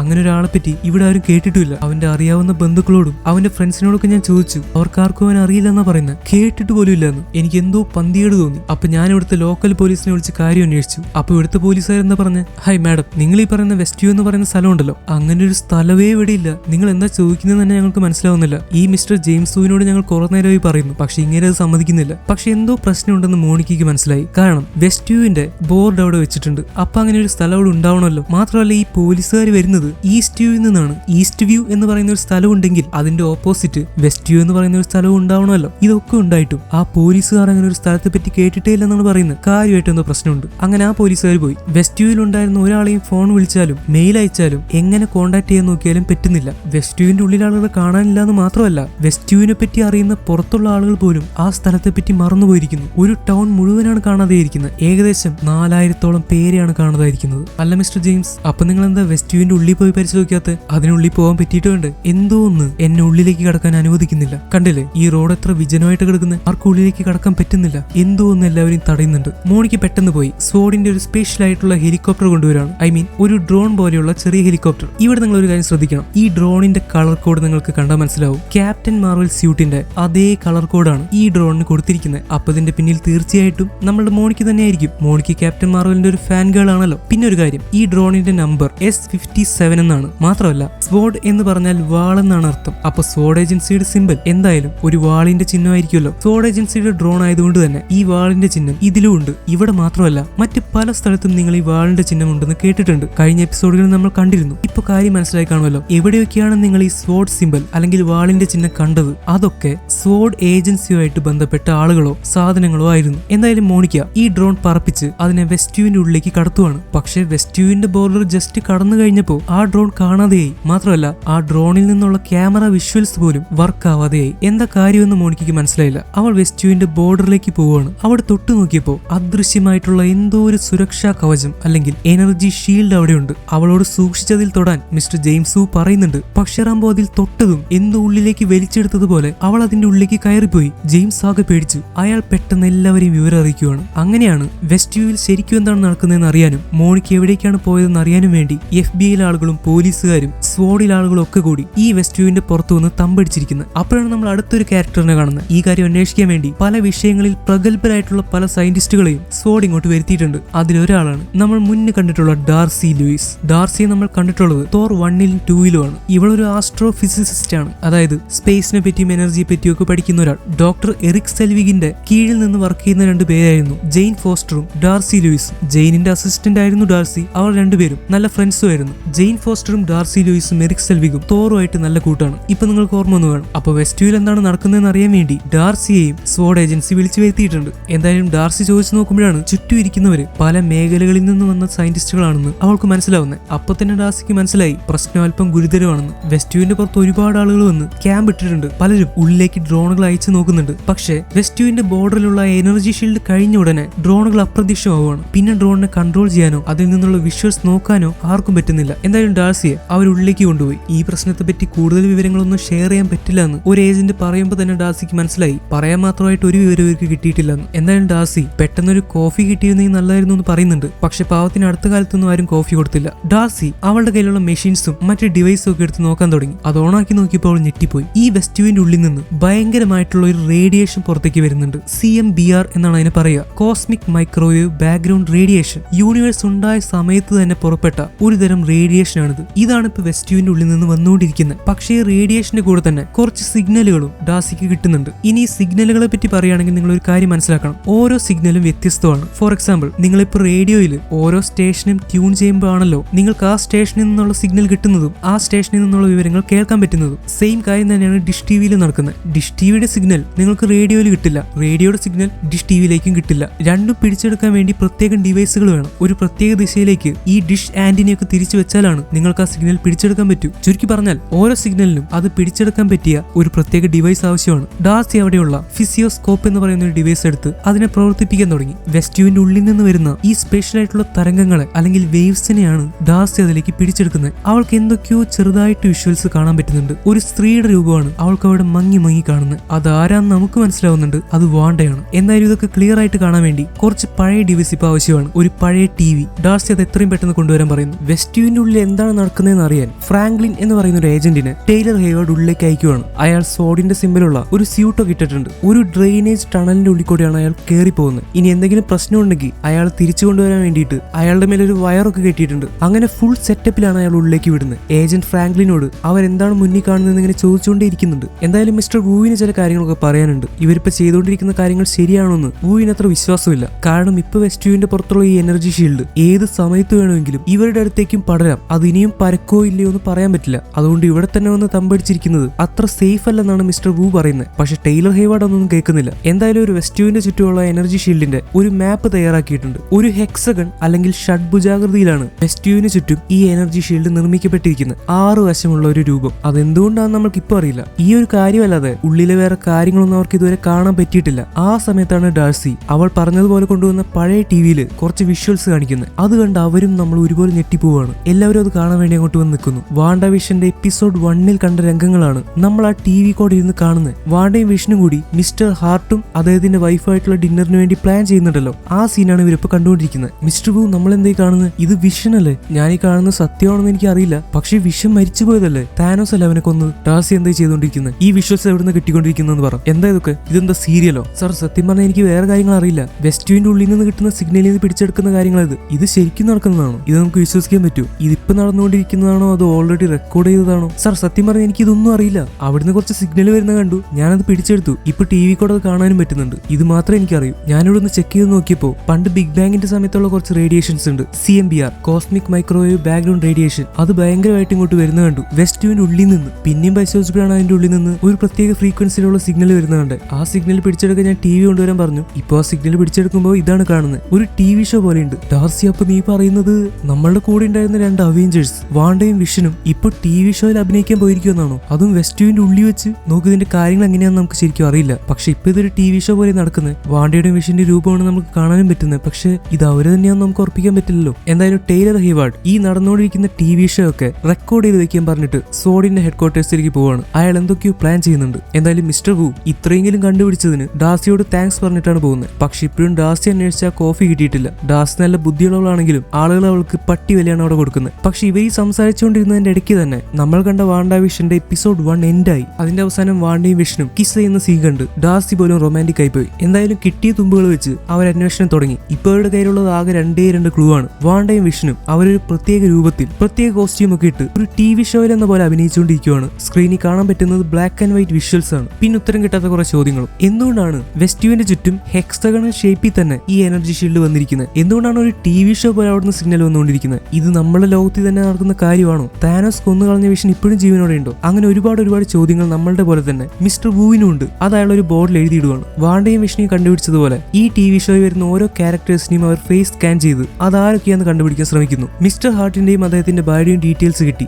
അവരുടെ ശരിക്കുള്ള പേര് വേറെന്തൊക്കെയാണ്. പക്ഷെ അവർ വെസ്റ്റ്യുവിൽ ജീവിച്ചിരുന്ന 2 പേരായിരുന്നു. അവരാണ് ഈ ഷോയിൽ മിസ്റ്റർ ഹാർട്ടും അദ്ദേഹത്തിന്റെ ഭാര്യയുമായിട്ട് അഭിനയിച്ചിരിക്കുന്നത്. വിഷന്റെ കമ്പനി ജോലി ചെയ്യുന്ന നോമിനെയും അവർക്ക് കണ്ടുപിടിക്കാൻ സാധിച്ചു. അഭിലാഷ് ടാൻഡൻ എന്നാണ് നോമിന്റെ ശരിക്കുള്ള പേര്. അയാളാണ് നോമായിട്ട് അഭിനയിച്ചിരിക്കുന്നത്. അയാളും വെസ്റ്റ്യുവിൽ ജീവിച്ചിരുന്ന ഒരാളായിരുന്നു. ഡോട്ടിയുടെ ഹസ്ബൻഡായിട്ട് അഭിനയിച്ചിരിക്കുന്ന ജോൺസിന്റെ ഡീറ്റെയിൽസും അവർക്ക് കണ്ടുപിടിക്കാൻ സാധിച്ചു. അങ്ങനെ ഈ ഷോയിൽ കാണാൻ പറ്റുന്ന പലരുടെയും ഡീറ്റെയിൽസ് അവർക്ക് കണ്ടുപിടിക്കാൻ പറ്റി. കിട്ടിയ ഫോട്ടോകളും വിവരങ്ങളും അവരവിടെയുള്ള ചുമരിൽ ഒട്ടിച്ചു വെക്കുകയാണ്. പക്ഷെ കുറച്ച് കഴിഞ്ഞപ്പോഴാണ് കളി മാറിയത്. ഇപ്പൊ എപ്പിസോഡ് 2 എത്തി. അതിൽ അവർക്ക് ജെറാൾഡിനെയാണ് കാണാൻ പറ്റുന്നത്. ജെറാൾഡിൻ എന്ന് പറഞ്ഞാൽ സോഡ് ഏജന്റ് ആയിരുന്ന മാരിയ റാംബോയുടെ മകളായിരുന്ന മോണിക്ക റാംബോ. ജെയിംസ് വൂവിന്റെ കൂടെ നിന്ന് ആ എനർജി ഷീൽഡ് പരിശോധിക്കുന്നതിന്റെ ഇടയ്ക്കാണ് അവൾ നേരെ ഉള്ളിലേക്ക് കയറിപ്പോയത്. അങ്ങോട്ട് കയറിപ്പോയി കഴിഞ്ഞ് ഇപ്പൊ മോണിക്കയും ഈ ഷോയിലെ ഒരു ക്യാരക്ടറായി മാറിക്കഴിഞ്ഞു. ഷോയിലെ അവളുടെ പേര് ജെറാൾഡിൻ എന്നാണ്. മോണിക്കയുടെ സ്വഭാവമല്ല ജെറാൾഡിനുള്ളത്. മറ്റൊരു വ്യക്തിയെ പോലെയാണ് മോണിക്ക അവിടെ പെരുമാറിക്കൊണ്ടിരിക്കുന്നത്, അല്ലെങ്കിൽ അഭിനയിച്ചുകൊണ്ടിരിക്കുന്നത്. ഇത് കണ്ട് ഡാസിയും വൂവും ഞെട്ടിപ്പോയി. മോണിക്ക എന്തിനിങ്ങനെ അഭിനയിക്കണം? ഇതൊരു പാരലൽ വേൾഡ് ആണോ, അല്ലെങ്കിൽ ഇവരുടെ ഈ ലോകത്തിൽ നിന്ന് വേറിട്ട് നിൽക്കുന്ന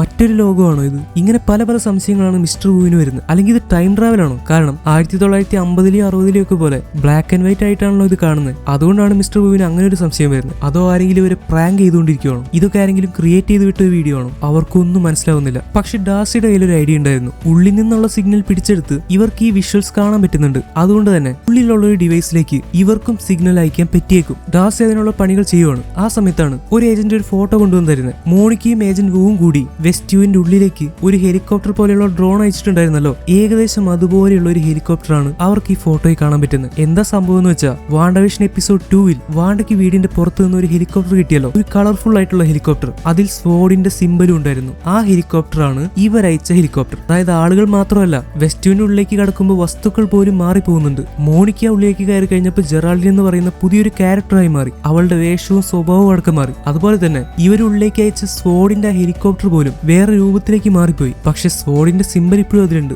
ശ്രദ്ധിക്കേണ്ട ഒരു കാര്യം എന്താന്ന് വെച്ചാൽ ഉള്ളിലെ TV ഷോ നടന്നുകൊണ്ടിരിക്കുന്നത് 1950-കളിലും 60-കളിലൊക്കെയാണ്. ആ സമയത്ത് ഇറങ്ങിയിരുന്ന ഒരു കളിപ്പാട്ട ഹെലികോപ്റ്റർ എങ്ങനെയാണോ ഉണ്ടാവുക, ആ രൂപത്തിലേക്കാണ് ഇവരയച്ച ഡ്രോൺ മാറിയിരിക്കുന്നത്. എന്തായാലും ഡാസി ഒരു പ്രത്യേക ഫ്രീക്വൻസിയിലുള്ള സിഗ്നൽ ഉള്ളിലേക്ക് അയക്കാൻ തീരുമാനിക്കുകയാണ്. ഇപ്പോൾ TV ഷോയിൽ നടന്നുകൊണ്ടിരിക്കുന്നത് ഡോട്ടിയും മറ്റ് സ്ത്രീകളും തമ്മിലുള്ള ആ മീറ്റിംഗ് ആണ്. അവിടെ വെച്ചാണ് ജെറാൾഡിൻ വാണ്ടയുമായിട്ട് പരിചയപ്പെടുന്നത്. കുറച്ചു കഴിഞ്ഞപ്പോൾ നമ്മൾ കണ്ടതുപോലെ ഡോട്ടി വാണ്ടയെ എന്തോ സംശയമുള്ളതുപോലെ സംസാരിക്കാൻ തുടങ്ങി. ഈ സമയത്ത് അവിടെ ഒരു റേഡിയോ ഇരിക്കുന്നത് ഡാസി കാണുവാണ്. അപ്പോൾ ഡാസി തീരുമാനിച്ചു സിഗ്നൽ അയക്കാൻ പോകുന്നത് ആ റേഡിയോയിലേക്ക് തന്നെയാണ്. അങ്ങനെ അവൾ സിഗ്നൽ അയക്കുന്നു. മിസ്റ്റർ വൂ ആ സിഗ്നലിൽ കൂടെ അവിടെ ഇരിക്കുന്ന റേഡിയോ വഴി വാണ്ടയുമായിട്ട് ബന്ധപ്പെടാൻ ശ്രമിക്കുകയാണ്. അയാൾ പറയാൻ തുടങ്ങി, വാണ്ട നിനക്ക് ഞാൻ പറയുന്നത് കേൾക്കാൻ പറ്റുന്നുണ്ടോ? വാണ്ട ആരാണ് ഇതൊക്കെ ചെയ്തുകൊണ്ടിരിക്കുന്നത്? വാണ്ട നിനക്ക് കേൾക്കാൻ പറ്റുന്നുണ്ടോ? മിസ്റ്റർ വൂ ഇങ്ങനെ ചോദിക്കുന്നുണ്ട്. ഇപ്പൊ നിങ്ങൾക്ക് ഓർമ്മ വന്ന് കാണും, ഇദ്ദേഹത്തിന്റെ ശബ്ദമാണ് നമ്മൾ എപ്പിസോഡ് 2-ൽ ആ റേഡിയോയിൽ കൂടെ കേട്ടത്. ഇപ്പൊ ആ കാര്യം ക്ലിയർ ആയല്ലോ. പക്ഷെ ഇവിടെ ശ്രദ്ധിക്കേണ്ട ഒരു കാര്യമുണ്ട്. നമ്മൾ അന്ന് ആ എപ്പിസോഡ് കണ്ടപ്പോ റേഡിയോയിൽ കൂടെ മിസ്റ്റർ വൂ വാണ്ടയെ ബന്ധപ്പെടാൻ ശ്രമിക്കുമ്പോൾ റേഡിയോ പൊട്ടിത്തെറിക്കുന്നുണ്ട്. ആ സമയത്ത് ഡോട്ടിയുടെ കയ്യിൽ നിന്ന് ഗ്ലാസ് പൊട്ടിത്തെറിച്ച് അവളുടെ കൈ മുറിയുന്നുണ്ട്. പിന്നെ എന്താണ് നടക്കുന്നതെന്ന് ഇവർക്ക് കാണാൻ പറ്റുന്നില്ല. പെട്ടെന്ന് ഒരു പരസ്യം വരുവാണ്.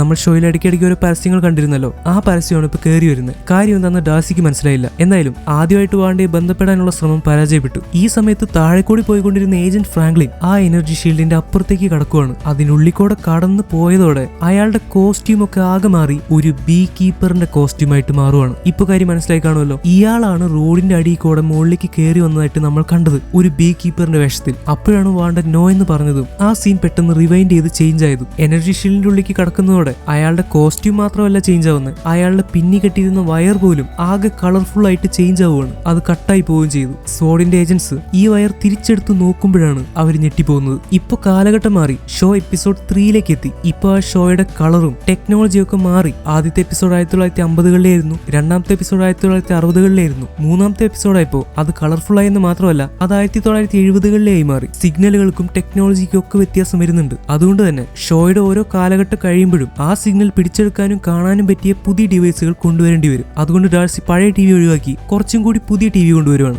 1970-ലെ ആളുകൾ TV ഷോ കാണാൻ വേണ്ടി എങ്ങനത്തെ TV ആണോ ഉപയോഗിച്ചിട്ടുണ്ടാവുക അതാണ് ഡാർസി കൊണ്ടുവരുന്നത്. അതെന്തായാലും വർക്കായി. ഇപ്പോൾ നടന്നുകൊണ്ടിരിക്കുന്നത് വാണ്ട ഗർഭിണിയായിരിക്കുന്ന സീനുകളാണ്. ഈ കാലഘട്ടം എന്താ ഇങ്ങനെ മാറുന്നതെന്ന് അവർക്ക് മനസ്സിലായില്ല. അങ്ങനെ വാണ്ടയ്ക്കും വിഷ്ണു വരെ കുഞ്ഞുങ്ങൾ ഉണ്ടാവുമ്പോ എനിക്ക് വിശ്വസിക്കാനേ പറ്റുന്നില്ല. മിസ്റ്റർ വൂ നിങ്ങൾക്ക് വേണോ? അതിപ്പോ കുഞ്ഞുങ്ങൾ വേണമെന്ന് ആർക്കും ആഗ്രഹം ഉണ്ടാവുമല്ലോ. ഡാസിക്കും അങ്ങനെ ഒരു ആഗ്രഹം ഉണ്ടെങ്കിൽ അതല്ല, ഞാൻ ചിപ്സ് വേണോന്ന് ചോദിച്ച് ഇയാളെന്നൊക്കെ പറയുന്നത്. ഇപ്പോൾ നടന്നുകൊണ്ടിരിക്കുന്നത് വാണ്ടയ്ക്ക് കുഞ്ഞുങ്ങൾ ഉണ്ടാവുന്ന സീനാണ്. അവളെ സഹായിച്ചുകൊണ്ടിരിക്കുന്ന ജെറാൾഡിനെയും അല്ലെങ്കിൽ മോണിക്കയെയും ഇവർക്ക് കാണാൻ പറ്റുന്നുണ്ട്. കാര്യം അവർക്ക് മനസ്സിലാവുന്നില്ല. എന്തിനായിരിക്കും മോണിക്ക ഇങ്ങനെ അഭിനയിക്കുന്നത്? വാണ്ടയ്ക്ക് ഇരട്ട കുഞ്ഞുങ്ങൾ ഉണ്ടാവുന്ന കണ്ട് ഡാസിക്കും വൂവിനും ശരിക്കും പറഞ്ഞ സന്തോഷമായി. സത്യം പറഞ്ഞാൽ അവർ ഈ ഷോയ്ക്ക് അഡിക്റ്റ് ആയെന്നാണ് തോന്നുന്നത്. ഇപ്പൊ വെസ്റ്റ്യൂവിൽ എന്താ നടക്കുന്നതെന്ന് കണ്ടുപിടിക്കുന്നതിനേക്കാളും കൂടുതൽ ഈ ഷോയിൽ ഇനി എന്താ നടക്കാൻ പോകുന്നതെന്നാണ് അവർ ആലോചിച്ചുകൊണ്ടിരിക്കുന്നത്. വാണ്ടയ്ക്ക് കുഞ്ഞുങ്ങളുണ്ടായി, ഇനി നെക്സ്റ്റ് എപ്പിസോഡിൽ എന്താ ഉണ്ടാവുക? പക്ഷെ അങ്ങനെ നോക്കിയിരിക്കുമ്പോഴാണ് അവരൊട്ടും പ്രതീക്ഷിക്കാത്ത ഒരു കാര്യം ഉണ്ടാവുന്നത്. സീൻ ചേഞ്ച് ആയിട്ട് ജെറാൾഡിൻ വാണ്ടയോട് പിയട്രോ മരിച്ച കാര്യം ചോദിക്കുന്ന സീനിലേക്ക് എത്തുന്നു. ആ സമയത്ത് വാണ്ട ജെറാൾഡിനോട് ചൂടാവുകയും നീ ആരാന്ന് ചോദിക്കുകയും ചെയ്യുന്നുണ്ട്. പിന്നെ ജെറാൾഡിൻ എന്ത് സംഭവിച്ചു നമ്മൾ കണ്ടില്ല. അതാണ് ഇപ്പൊ കണ്ടുകൊണ്ടിരിക്കുന്നത്. എന്ത് സംഭവിച്ചു എന്ന് കാണാൻ വേണ്ടി ഡാസിയും വൂവിങ്ങിന് ആകാംക്ഷയോടെ നിൽക്കുമായിരുന്നു. പെട്ടെന്ന് സീൻ കട്ടായി എപ്പിസോഡിന്റെ എൻഡ് ടൈറ്റിൽസ് കാണിക്കാൻ തുടങ്ങി. അതായത് ആരോ ഈ ഷോ എഡിറ്റ് ചെയ്യുന്നുണ്ട്. പുറത്തുള്ളവർ എന്തൊക്കെ കാണണം എന്തൊക്കെ കാണണ്ട എന്ന് ആരോ തീരുമാനിക്കുന്നുണ്ട്. ആവശ്യമില്ലാത്ത സീനുകൾ ആരോ ആരോ കട്ട് ചെയ്യുന്നുണ്ട്. അതുകൊണ്ടാണ് പിന്നെ എന്ത് സംഭവിച്ചെന്ന് അവർക്ക് കാണാൻ പറ്റാത്തത്. പക്ഷെ ഇപ്പോ ശരിക്കും എന്താണ് സംഭവിച്ചതെന്ന് നമ്മൾ കാണുവാണ്. ഏജന്റ് ഗൂയിനോ അല്ലെങ്കിൽ ഡാർസിക്കോ അത് കാണാൻ പറ്റുന്നില്ല, പക്ഷെ നമ്മൾക്കത് കാണാൻ പറ്റും. അന്ന് ശരിക്കും സംഭവിച്ചത് ഇതാണ്. നീ ശരിക്കും ആരാ? നീ എങ്ങനെ ഇങ്ങോട്ട് വന്നു? വേണ്ട, ഞാൻ അങ്ങനെ ഒന്നും ഉദ്ദേശിച്ച് പറഞ്ഞതല്ല. നീ ശരിക്കും ആരാന്ന് പറ, എനിക്കത് മാത്രമാണ് അറിയേണ്ടത്. വേണ്ട, ഞാൻ നിന്റെ അയൽക്കാരി ജെറാൾഡിൻ, നിന്റെ ഫ്രണ്ട്. നീ തന്നെ എന്നെ സംശയിക്കുന്നത്? അങ്ങനെയാണെങ്കിൽ നിനക്ക് അൾട്രോണിനെ പറ്റി എങ്ങനെ അറിയാം? അൾട്രോൺ ആണ് പിയട്രോയെ കൊന്നതെന്ന് നിനക്ക് എങ്ങനെ അറിയാം? നീ എന്റെ അയൽക്കാരിയല്ല ജെറാൾഡിൻ, നീ എന്റെ സുഹൃത്തുമല്ല, നീ ഇവിടെ ഉണ്ടാവേണ്ട ആളല്ല. നീ ഇവിടേക്ക് അതിക്രമിച്ചാണ് കടന്നിരിക്കുന്നത്. അതുകൊണ്ട് നീ ഇവിടുന്ന് പോയേ പറ്റൂ ജെറാൾഡിൻ. അങ്ങനെ പറഞ്ഞ് വാണ്ട അവളുടെ പവർ വെച്ച് ജെറാൾഡിനെ അറ്റാക്ക് ചെയ്യുവാണ്. ജെറാൾഡിനെ വാണ്ട ദൂരേക്ക് തെറിപ്പിച്ച് കളയുന്നു. അവിടെയുള്ള മതിലൊക്കെ പൊളിച്ച് ജെറാൾഡിൻ തെറിച്ചു പോയി കേറി വന്ന എനർജി ഷീൽഡിൽ കൂടെ തന്നെ പുറത്തേക്ക് വീഴുവാണ്. ഇതാണ് നമ്മൾ കഴിഞ്ഞ എപ്പിസോഡിന്റെ ലാസ്റ്റ് കണ്ടത്.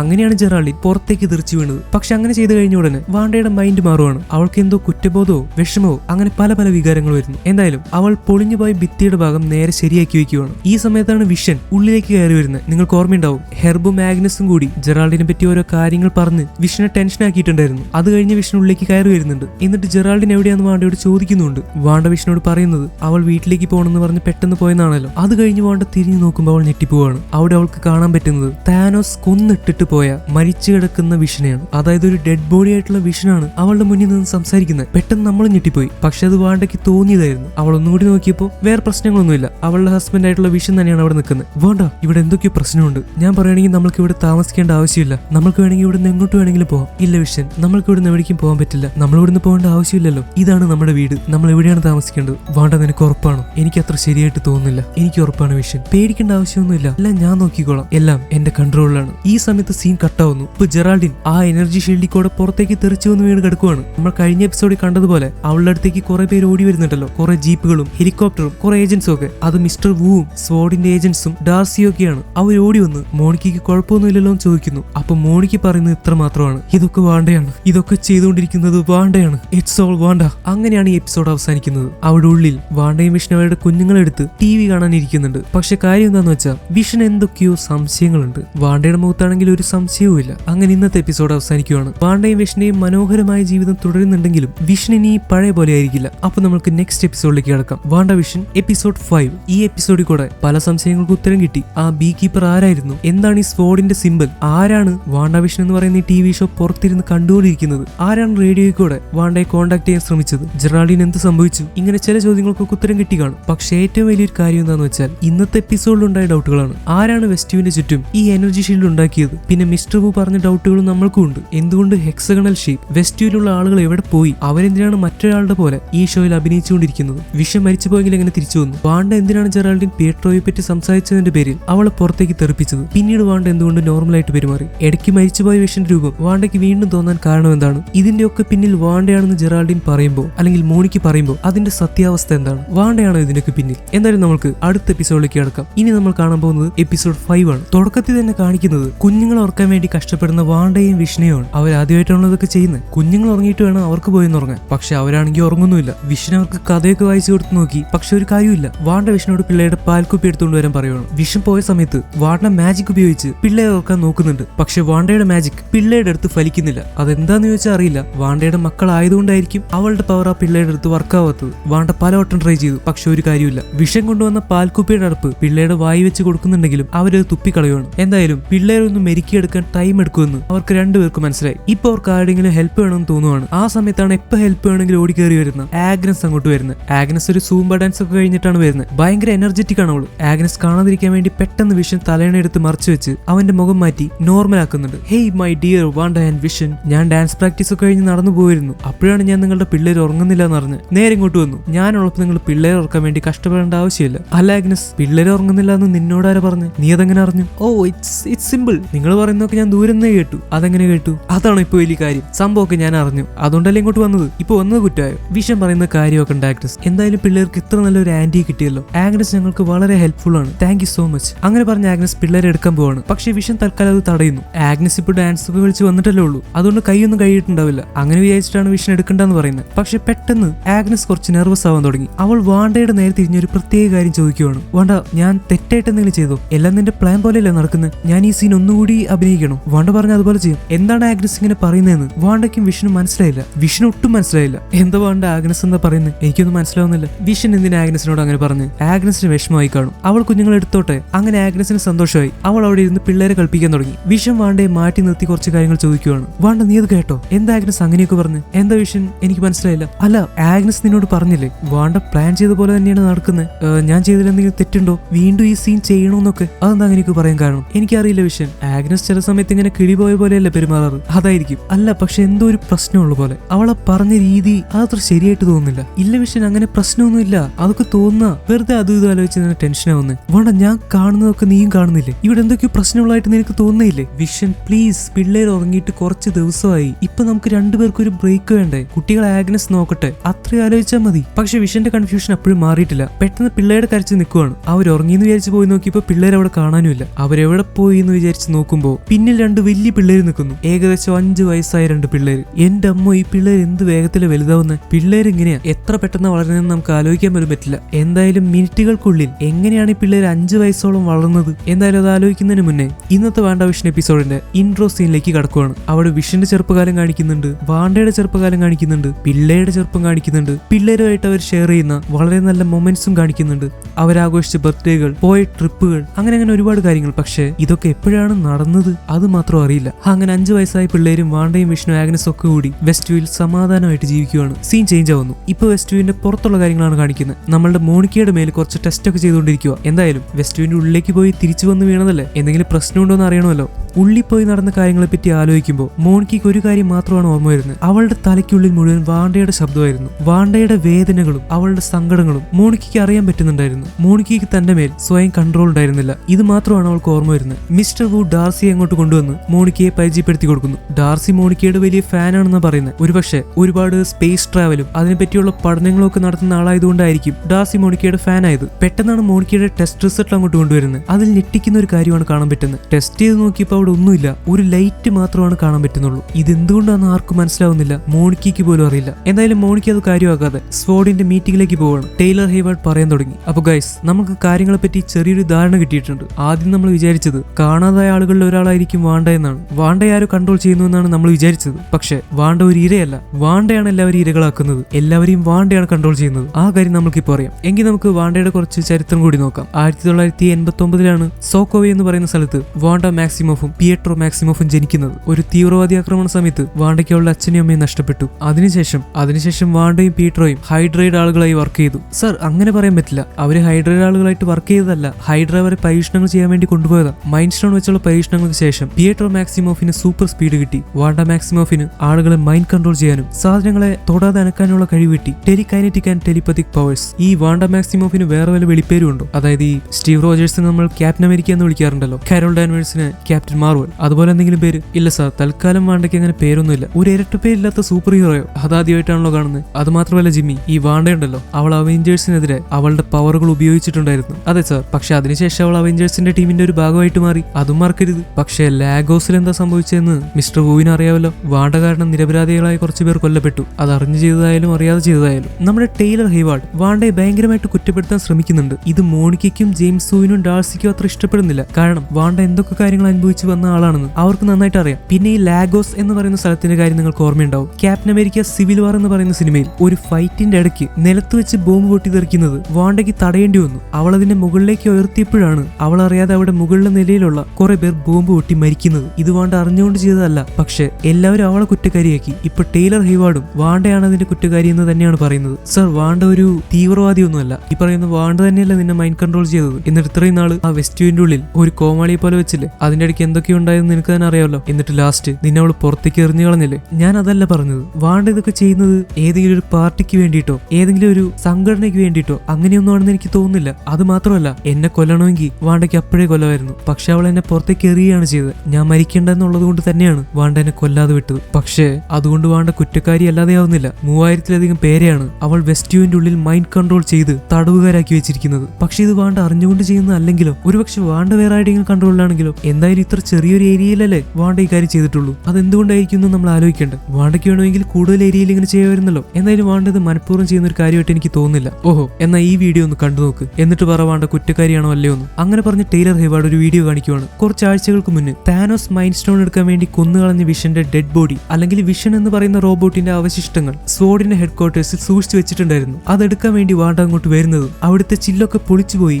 വിഷന്റെ ശരീരം എടുക്കുന്നതുമാണ് ആ വീഡിയോയിൽ കാണിക്കുന്നത്. സ്വാഡിൽ അതിക്രമിച്ചു കയറിയ വാണ്ടയുടെ വീഡിയോ കണ്ട് എല്ലാവരും ഞെട്ടിപ്പോയി. ഏകദേശം 10 ദിവസങ്ങൾക്ക് മുന്നാണ് സംഭവിച്ചതെന്ന് ടൈലർ ഹേവാർഡ് പറയുന്നുണ്ട്. വിഷന്റെ ബോഡി വാണ്ട മോഷ്ടിച്ചുകൊണ്ടുപോയി. നിയമത്തിനെതിരായിട്ടാണ് വാണ്ട ഇത് ചെയ്തിരിക്കുന്നത്. അത് മാത്രമല്ല, വിഷൻ മരിക്കുന്നതിന് മുന്നേ തനിക്ക് എന്തെങ്കിലും സംഭവിച്ചാൽ തന്റെ ബോഡി എന്ത് ചെയ്യണമെന്ന് എഴുതി വെച്ചിട്ടുണ്ടായിരുന്നു. തന്റെ ബോഡി ഒരിക്കലും ഒരു ആയുധമാക്കാൻ പാടില്ല എന്നാണ് വിഷൻ അവസാനമായിട്ട് എഴുതി വെച്ചിരിക്കുന്നത്. വാണ്ട വിഷന്റെ ബോഡി എടുത്തുകൊണ്ട് പോവുക മാത്രമല്ല ചെയ്ത് അവന്റെ ബോഡി അവൾക്ക് ഇഷ്ടമുള്ളതുപോലെ മാറ്റുകയും ചെയ്തു. ഇതൊക്കെ നിയമപരമായിട്ട് തെറ്റാണ്. ഇങ്ങനെയാണ് ടൈലർ ഹേവാർഡ് പറയുന്നത്. ഇത്രയും കാര്യങ്ങൾ കേട്ടപ്പോൾ മോണിക്കയ്ക്ക് പോലും ഒന്നും പറയാൻ പറ്റില്ല. അപ്പോഴും മോണിക്കയ്ക്കും മിസ്റ്റർ വൂവിനും ഡാർസിക്കും ചില സംശയങ്ങൾ വരുന്നുണ്ട്. മൈൻഡ് സ്റ്റോൺ ഇപ്പം നിലവിൽ ഭൂമിയിലല്ലോ. വിഷന്റെ നെറ്റിൽ നിന്ന് താനോസ് അതെടുത്തു. താനോസ് സ്നാപ്പ് ചെയ്തു. അത് കഴിഞ്ഞ് താനോസ് എല്ലാ സ്റ്റോണുകളെയും നശിപ്പിച്ചു കളഞ്ഞു. അവെഞ്ചേഴ്സ് വീണ്ടും ബാക്കിൽ പോയി സ്റ്റോണുകൾ എടുത്തുകൊണ്ട് വന്നു. ഹൾക്ക് സ്നാപ്പ് ചെയ്തു. അത് കഴിഞ്ഞ് ടോണി സ്നാപ്പ് ചെയ്തു. അത് കഴിഞ്ഞ് ക്യാപ്റ്റനെ തിരിച്ചു കൊണ്ടുപോയി കൊടുത്തു എന്നാണ് നമ്മൾക്ക് ഇതുവരെ അറിയുന്നത്. സോ മൈൻഡ് സ്റ്റോൺ ഇപ്പൊ ഭൂമിയിലില്ല. പിന്നെ എങ്ങനെയാണ് വിഷൻ ജീവനോടെ തിരിച്ചു വരുന്നത്? വിഷന്റെ നെറ്റിയിൽ ഇപ്പൊ കാണുന്ന മൈൻഡ് സ്റ്റോൺ എവിടുന്നാണ്? വിഷന്റെ ബോഡിയുടെ അവശിഷ്ടങ്ങൾ മാത്രമാണ് വാണ്ടയ്ക്ക് കിട്ടിയിട്ടുള്ളതെങ്കിൽ വാണ്ട എങ്ങനെയാണ് വിഷനെ കംപ്ലീറ്റ് ആക്കുന്നത്?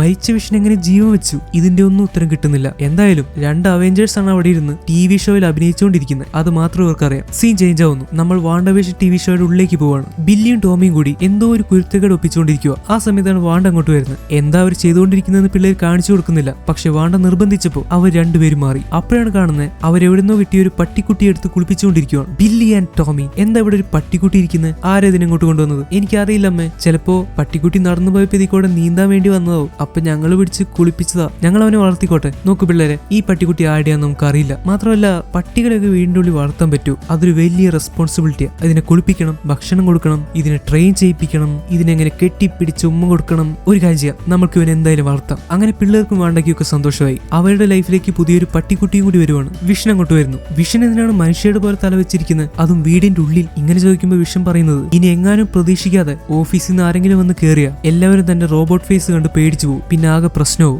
ഈ സമയത്താണ് ആഗ്നസ് അങ്ങോട്ട് വരുന്നത്. ആഗ്നസ് വരുന്നുണ്ടെന്ന് മനസ്സിലായപ്പോഴേക്കും വിഷൻ പറയുന്നു, വാണ്ട നീ ഇപ്പൊ നോക്കിക്കോ, നമ്മൾക്ക് ആവശ്യമുള്ള എന്തെങ്കിലും ഒരു സാധനം കൊണ്ടായിരിക്കും ആഗ്നസ് വരുന്നത്. പക്ഷേ നമ്മൾക്കത് ആവശ്യമുണ്ടെന്ന് എങ്ങനെ ആഗ്നസ് അറിയുന്നു എന്ന് എനിക്കറിയില്ല. അത് നമ്മൾ ചിന്തിക്കണ്ടേ? വിഷൻ പറഞ്ഞത് ശരിയായിരുന്നു. ഒരു പട്ടിക്കൂടും കൊണ്ടാണ് ആഗ്നസ് വരുന്നത്. ഇവർക്ക് ഈ പട്ടിയെ കിട്ടിയെന്നും പട്ടിക്ക് ഒരു പട്ടിക്കൂട് ആവശ്യമുണ്ടെന്നും ആഗ്നസിന് എങ്ങനെ മനസ്സിലായി? വിഷൻ ചോദിക്കുന്നതിലും കാര്യമുണ്ട്. എന്തായാലും പട്ടിക്കുട്ടിക്ക് സ്പാർക്കി എന്ന് പറയുന്ന ഒരു നല്ല പേര് തന്നെ ആഗ്നസ് പറഞ്ഞു കൊടുക്കുന്നുണ്ട്. ഈ സമയത്ത് വാണ്ട അവളുടെ പവർ ഉപയോഗിച്ച് സ്പാർക്കിയുടെ കഴുത്തിലിടാൻ ചെറിയൊരു ബെൽറ്റ് ഉണ്ടാക്കുവാണ്.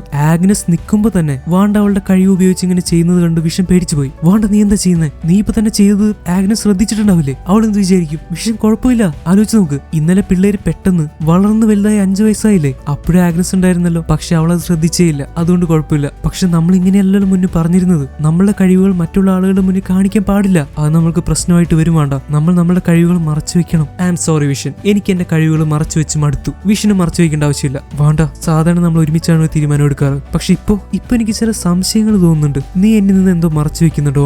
വാണ്ടയ്ക്ക് പെട്ടെന്ന് എന്തോ പേടി തോന്നുന്നുണ്ട്. പക്ഷെ അപ്പോഴേക്കും ബില്ലിയും ടോമി ചോദിക്കുന്നു, ഇപ്പൊ പട്ടിക്കുട്ടിക്ക് പേരിട്ട സ്ഥിതിക്ക് നമ്മൾക്ക് ഇവനെ വളർത്താമല്ലേ? വളർത്തുകയൊക്കെ ചെയ്യാം. പക്ഷെ ഒരു പ്രശ്നമുണ്ട്. ഒരു പട്ടിക്കുട്ടിയെ വളർത്തണമെങ്കിൽ നിങ്ങൾക്ക് മിനിമം ഒരു 10 വയസ്സെങ്കിലും ഉണ്ടാവണം. അപ്പൊ നമുക്ക് വളർത്താം. പക്ഷെ അത് പറഞ്ഞു കഴിഞ്ഞപ്പോഴാണ് അതിലെ പ്രശ്നം വാണ്ടയ്ക്കും വിഷനും മനസ്സിലായത്. ബില്ലിയും ടോമിയും പരസ്പരം നോക്കി. അവർ പെട്ടെന്ന് 5 വയസ്സിൽ നിന്ന് 10 വയസ്സിലേക്ക് വളർന്ന് വലുതാവുകയാണ്. ആദ്യമായിട്ടാണ് ഇങ്ങനെ ഒരു സീരീസിൽ കാണുന്നത്. ഇത് കണ്ടിട്ടും ആഗ്നസിന് പ്രത്യേകിച്ച് പ്രശ്നമൊന്നുമില്ല. അതെന്തുകൊണ്ടാണ് വിഷന്റെ പോലെ നമ്മൾക്കും സംശയം ഉണ്ടാവും. അത് വഴി മനസ്സിലാവുമായിരിക്കും. ഇതൊക്കെ പുറത്തിരിക്കുന്ന സ്വാഡിന്റെ ടീം കാണുന്നുണ്ട്. പിള്ളേർക്ക് പെട്ടെന്ന് 10 വയസ്സ് കൂടിയതുകൊണ്ട് അവരൊക്കെ ഞെട്ടിപ്പോയി. ഇങ്ങനെ പോയ കേസ് തീരുമ്പോഴേക്കും പിള്ളേര് വളർന്നു വലുതായി കല്യാണം കഴിക്കാറാവുമല്ലോ എന്നാണ് അവർ വിചാരിക്കുന്നത്. ഈ സമയത്ത് ഉള്ളി കടക്കാൻ വേണ്ടി മോണിക്ക് ഒരു പ്ലാൻ ഇടുന്നുണ്ട്. അവൾക്ക് പരിചയമുള്ള ചില സയന്റിസ്റ്റുകളോട് പറഞ്ഞ് ഈ എനർജി ഷീൽഡിന്റെ ഉള്ളിലേക്ക് കടക്കാൻ പറ്റിയതുപോലെയുള്ള ഒരു വണ്ടി അവൾ ഉണ്ടാക്കാൻ പ്ലാൻ ചെയ്യുന്നു. ഈ എനർജി ഷീൽഡിൽ എന്തൊക്കെ തടസ്സങ്ങളാണോ ഉള്ളത് അതൊന്നും ആ വണ്ടിക്ക് ഒരു പ്രശ്നമായിരിക്കില്ല. അങ്ങനെ ഒരു വെഹിക്കിൾ കിട്ടുവാണെങ്കിൽ അതിന്റെ ഉള്ളിലിരുന്ന് മോണിക്കയ്ക്ക് അല്ലെങ്കിൽ മറ്റാർക്കെങ്കിലും ഉള്ളിലേക്ക് കടക്കാൻ പറ്റും. അപ്പോഴാണ് ഡാർസി മറ്റൊരു പ്രശ്നം പറയുന്നത്. ഇനി ഇങ്ങനെ ഒരു വണ്ടി ഉണ്ടാക്കി ഉള്ളിലേക്ക് കടന്നാൽ പോലും വെസ്റ്റ്യൂവിന്റെ ഉള്ളിലേക്ക് കടക്കുന്നതോടെ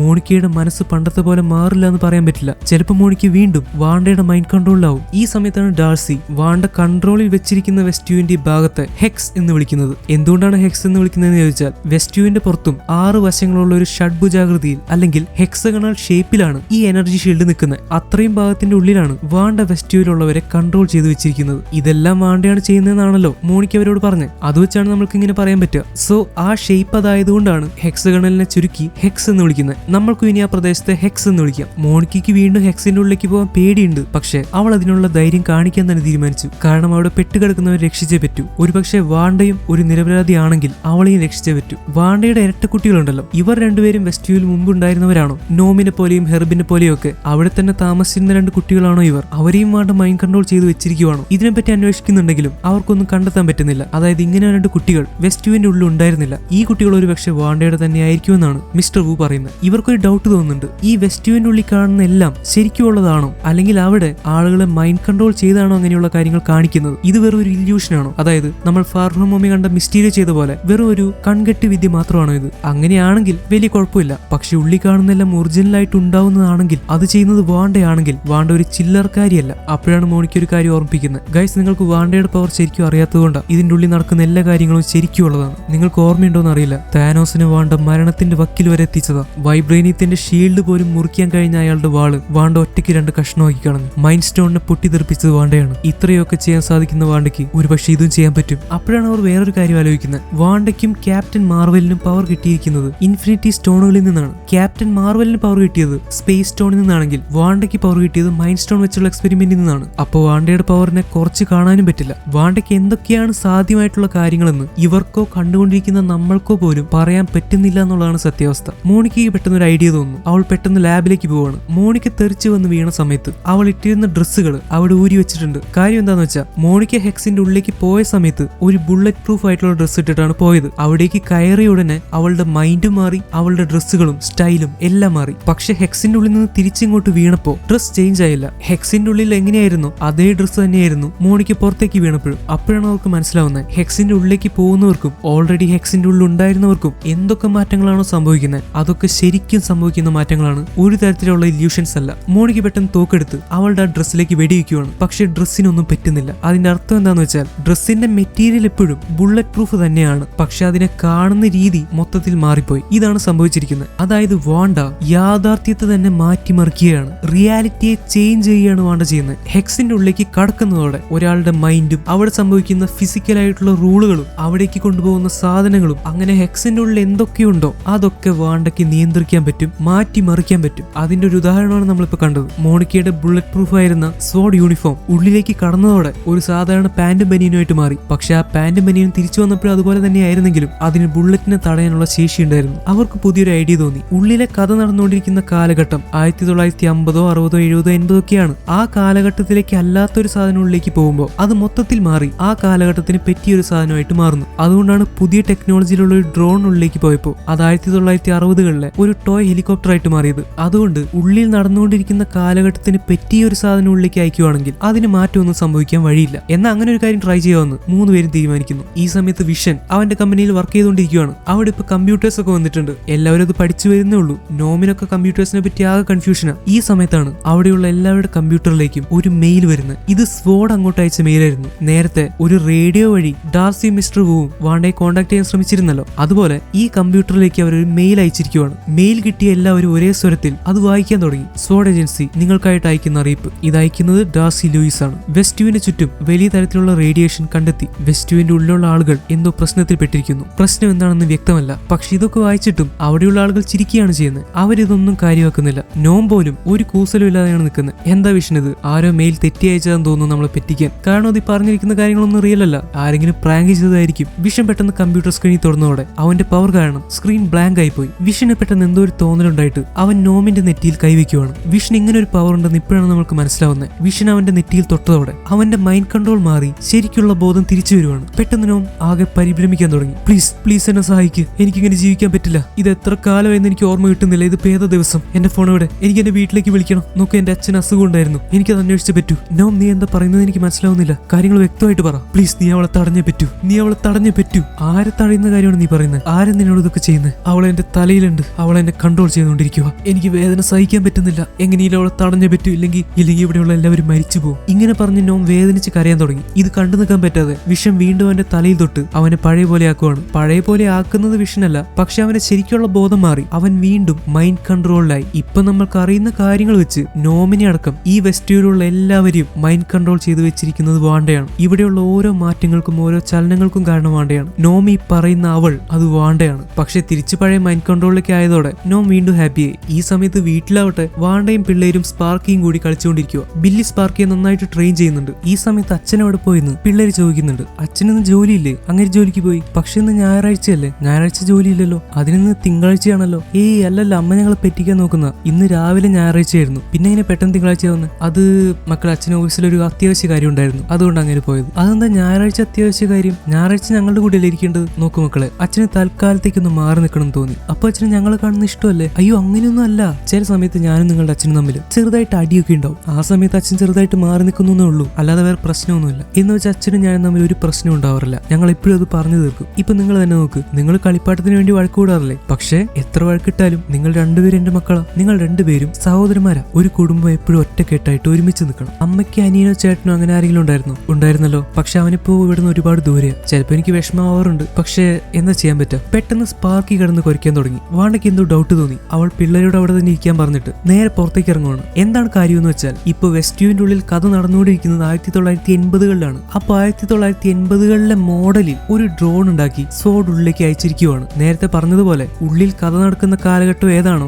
ആ കാലഘട്ടത്തിലേതുപോലെയുള്ള വസ്തുക്കൾ ഉള്ളിലേക്ക് അയച്ചാൽ അതിന് മാറ്റമൊന്നും സംഭവിക്കാൻ ചാൻസ് ഇല്ല. അതുകൊണ്ട് തന്നെ ഈ ഡ്രോൺ അവർക്ക് പ്രവർത്തിപ്പിക്കാനും ഇതിലെ വിഷ്വൽസ് ക്യാമറയിൽ കൂടെ കാണാനും പറ്റുന്നുണ്ട്. ഈ ഡ്രോൺ സെൻസ് ചെയ്തിട്ടാണ് വാണ്ട പുറത്തേക്ക് ഇറങ്ങി വന്നിരിക്കുന്നത്. അവരിപ്പോ ഡ്രോൺ ഓടിച്ച് വാണ്ടയുടെ വീടിന്റെ അടുത്തെത്തി. പിള്ളേരും വാണ്ടയുടെ കൂടെ ഓടി വരുന്നുണ്ട്. മോണിക്ക ഡ്രോൺ വഴി വാണ്ടയോട് സംസാരിക്കാൻ തുടങ്ങി. വാണ്ട, ഇത് ക്യാപ്റ്റൻ മോണിക്ക റാംബോ ആണ്. ഞാൻ സംസാരിക്കുന്നത് നിനക്ക് കേൾക്കാൻ പറ്റുന്നുണ്ടോ? നിങ്ങൾ പ്രശ്നമൊന്നും ഉണ്ടാക്കാൻ വേണ്ടി വന്നതല്ല, എനിക്ക് നിന്നോടൊന്ന് സംസാരിക്കണം, അത്രേ ഉള്ളൂ. പക്ഷെ അങ്ങനെ പറഞ്ഞുകൊണ്ടിരിക്കുന്നതിന്റെ ഇടയ്ക്ക് വാണ്ടയുടെ കണ്ണുകൾ മാത്രം ചുവപ്പ് നിറത്തിൽ തിളങ്ങാൻ തുടങ്ങി. പെട്ടെന്ന് ഡ്രോണിന്റെ കൺട്രോൾ ടൈലർ ഹേവാർഡ് മോണിക്കയുടെ കയ്യിൽ നിന്ന് വേറൊരാൾക്ക് കൊടുക്കുകയാണ്. എന്നിട്ട് വാണ്ടയെ മിസൈൽ വെച്ച് അറ്റാക്ക് ചെയ്യാൻ പറയുന്നു. ഈ ഡ്രോണിൽ ആയുധങ്ങൾ ഉണ്ടായിരുന്നെന്നും ടൈലർ ഹേവാർഡിന് വാണ്ടയെ കൊല്ലാനായിട്ട് ഇങ്ങനെ ഒരു പ്ലാൻ ഉണ്ടായിരുന്നെന്നും മോണിക്കയ്ക്ക് അറിയുന്ന പോലും ഉണ്ടായിരുന്നില്ല. പെട്ടെന്ന് സ്ക്രീൻ ഓഫായി. ഹേവാർഡ് പറഞ്ഞതുപോലെ ആ ഡ്രോൺ വെച്ച് വാണ്ടയുടെ മേലേക്ക് മിസൈൽ വിട്ടോ എന്നാണ് മോണിക്ക പേടിക്കുന്നത്. എന്തുകൊണ്ടത് നേരത്തെ പറയാതിരുന്നതെന്ന് മോണിക്ക ചൂടായിട്ട് ടൈലറിനോട് ചോദിക്കുന്നുണ്ട്. പെട്ടെന്ന് എല്ലാവരെയും ഞെട്ടിച്ചുകൊണ്ട് വെസ്റ്റ് വ്യൂവിന്റെ അതിർത്തികൾ കടന്ന്, അതായത് ഹെക്സിലെ എനർജി ഷീൽഡ് കടന്ന് എന്തോ പുറത്തേക്ക് വരുന്നതായിട്ട് ഇവർക്ക് ഡിറ്റക്ട് ചെയ്യാൻ പറ്റി.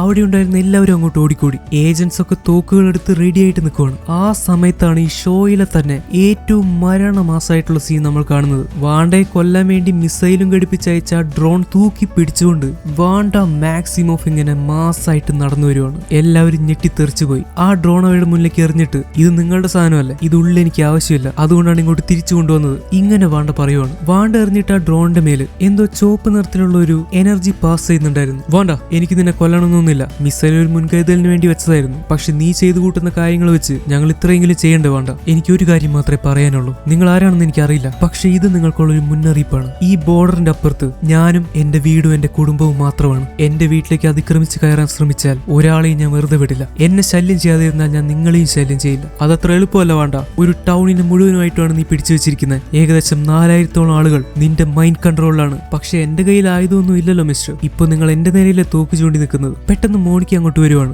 ഉള്ളിൽ വെച്ച് ജെറാൾഡിൻ എന്നുള്ള പേര് കണ്ട മോണിക്കയെ വാണ്ടയ്ക്ക് ഓർക്കാൻ പറ്റുന്നുണ്ട്. വാണ്ട പ്ലീസ്, ആ ഡ്രോൺ അയച്ചത് ഞാനാ. പക്ഷെ അതിൽ മിസൈലുള്ള കാര്യം എനിക്ക് അറിയില്ലായിരുന്നു. പക്ഷെ ഒരു കാര്യമുണ്ട് വേണ്ട, ഉള്ളിൽ വെച്ച് നീ എന്നെ വിശ്വസിച്ചിരുന്നു. നീ എന്നെ വീട്ടിലേക്ക് കൊണ്ടുപോയി. നീ പ്രഗ്നന്റ് ആയിരുന്ന സമയത്ത് ഞാൻ നിന്റെ കൂടെ ഉണ്ടായിരുന്നു. നീ പ്രസവിക്കുന്ന സമയത്ത് ഞാനാണ് നിന്നെ ഹെൽപ്പ് ചെയ്തത്. ആ സമയത്തൊക്കെ നീ എന്നെ വിശ്വസിച്ചു. ഞാൻ നിന്റെ ഫ്രണ്ടാണ് വേണ്ട, നിന്റെ ശത്രുവല്ല. എനിക്ക് നിന്നെ സഹായിക്കണമെന്നേ ഉള്ളൂ. എന്നെ സഹായിക്കാനോ? എനിക്ക് വേണ്ടി നിങ്ങൾക്ക് എന്താണ് ചെയ്യാൻ പറ്റുക? എനിക്ക് തരാൻ നിങ്ങളുടെ കയ്യിൽ എന്താണുള്ളത്? നിനക്ക് എന്താണ് വേണ്ട വേണ്ടത്? അത് ഞങ്ങൾക്ക് അറിയില്ല. നിങ്ങൾ അത് അന്വേഷിക്കേണ്ട ആവശ്യവുമില്ല. എനിക്ക് എന്താണോ വേണ്ടത് അതിപ്പോ എന്റെ കയ്യിലുണ്ട്. ആരെങ്കിലും എന്റെ കയ്യിൽ നിന്ന് അത് എടുത്തു മാറ്റാൻ ശ്രമിച്ചാൽ അത് ഞാൻ ഒരിക്കലും ക്ഷമിക്കില്ല. അങ്ങനെ പറഞ്ഞു വാണ്ട കൈ ചലിപ്പിച്ച ഉടനെ അവളുടെ നേരെ ചൂണ്ടിയിരുന്ന തോക്കുകളൊക്കെ നേരെ ടൈലർ ഹേവാർഡിന്റെ മേലേക്ക് തിരിയുവാണ്. അതായത് വാണ്ട അവിടെയുള്ള സ്ഫോഡിന്റെ ഏജന്റുകളെയൊക്കെ മൈൻഡ് കൺട്രോൾ ചെയ്ത് അവരുടെ കയ്യിലുള്ള തോക്കുകൾ ടൈലറിന്റെ മേലേക്ക് തിരിപ്പിക്കുന്നു. അയാൾ അങ്ങോട്ട് പേടിച്ചില്ലാതെയായി പോയി. എന്തായാലും അധികം പേടിപ്പിക്കണ്ടെന്ന് വെച്ച് വാണ്ട അവിടെയൊക്കെ തോക്കുകൾ താഴ്ത്തുന്നുണ്ട്. അത് കഴിഞ്ഞ് വാണ്ട വെസ്റ്റ് വ്യൂവിന്റെ പുറത്തുള്ള എനർജി ഷീൽഡിനെ ഒന്നുകൂടി ശക്തമാക്കി മാറ്റുവാണ്. ഇനി ആർക്കും ഈസി ആയിട്ട് അതിന്റെ ഉള്ളിലേക്ക് കടക്കാനോ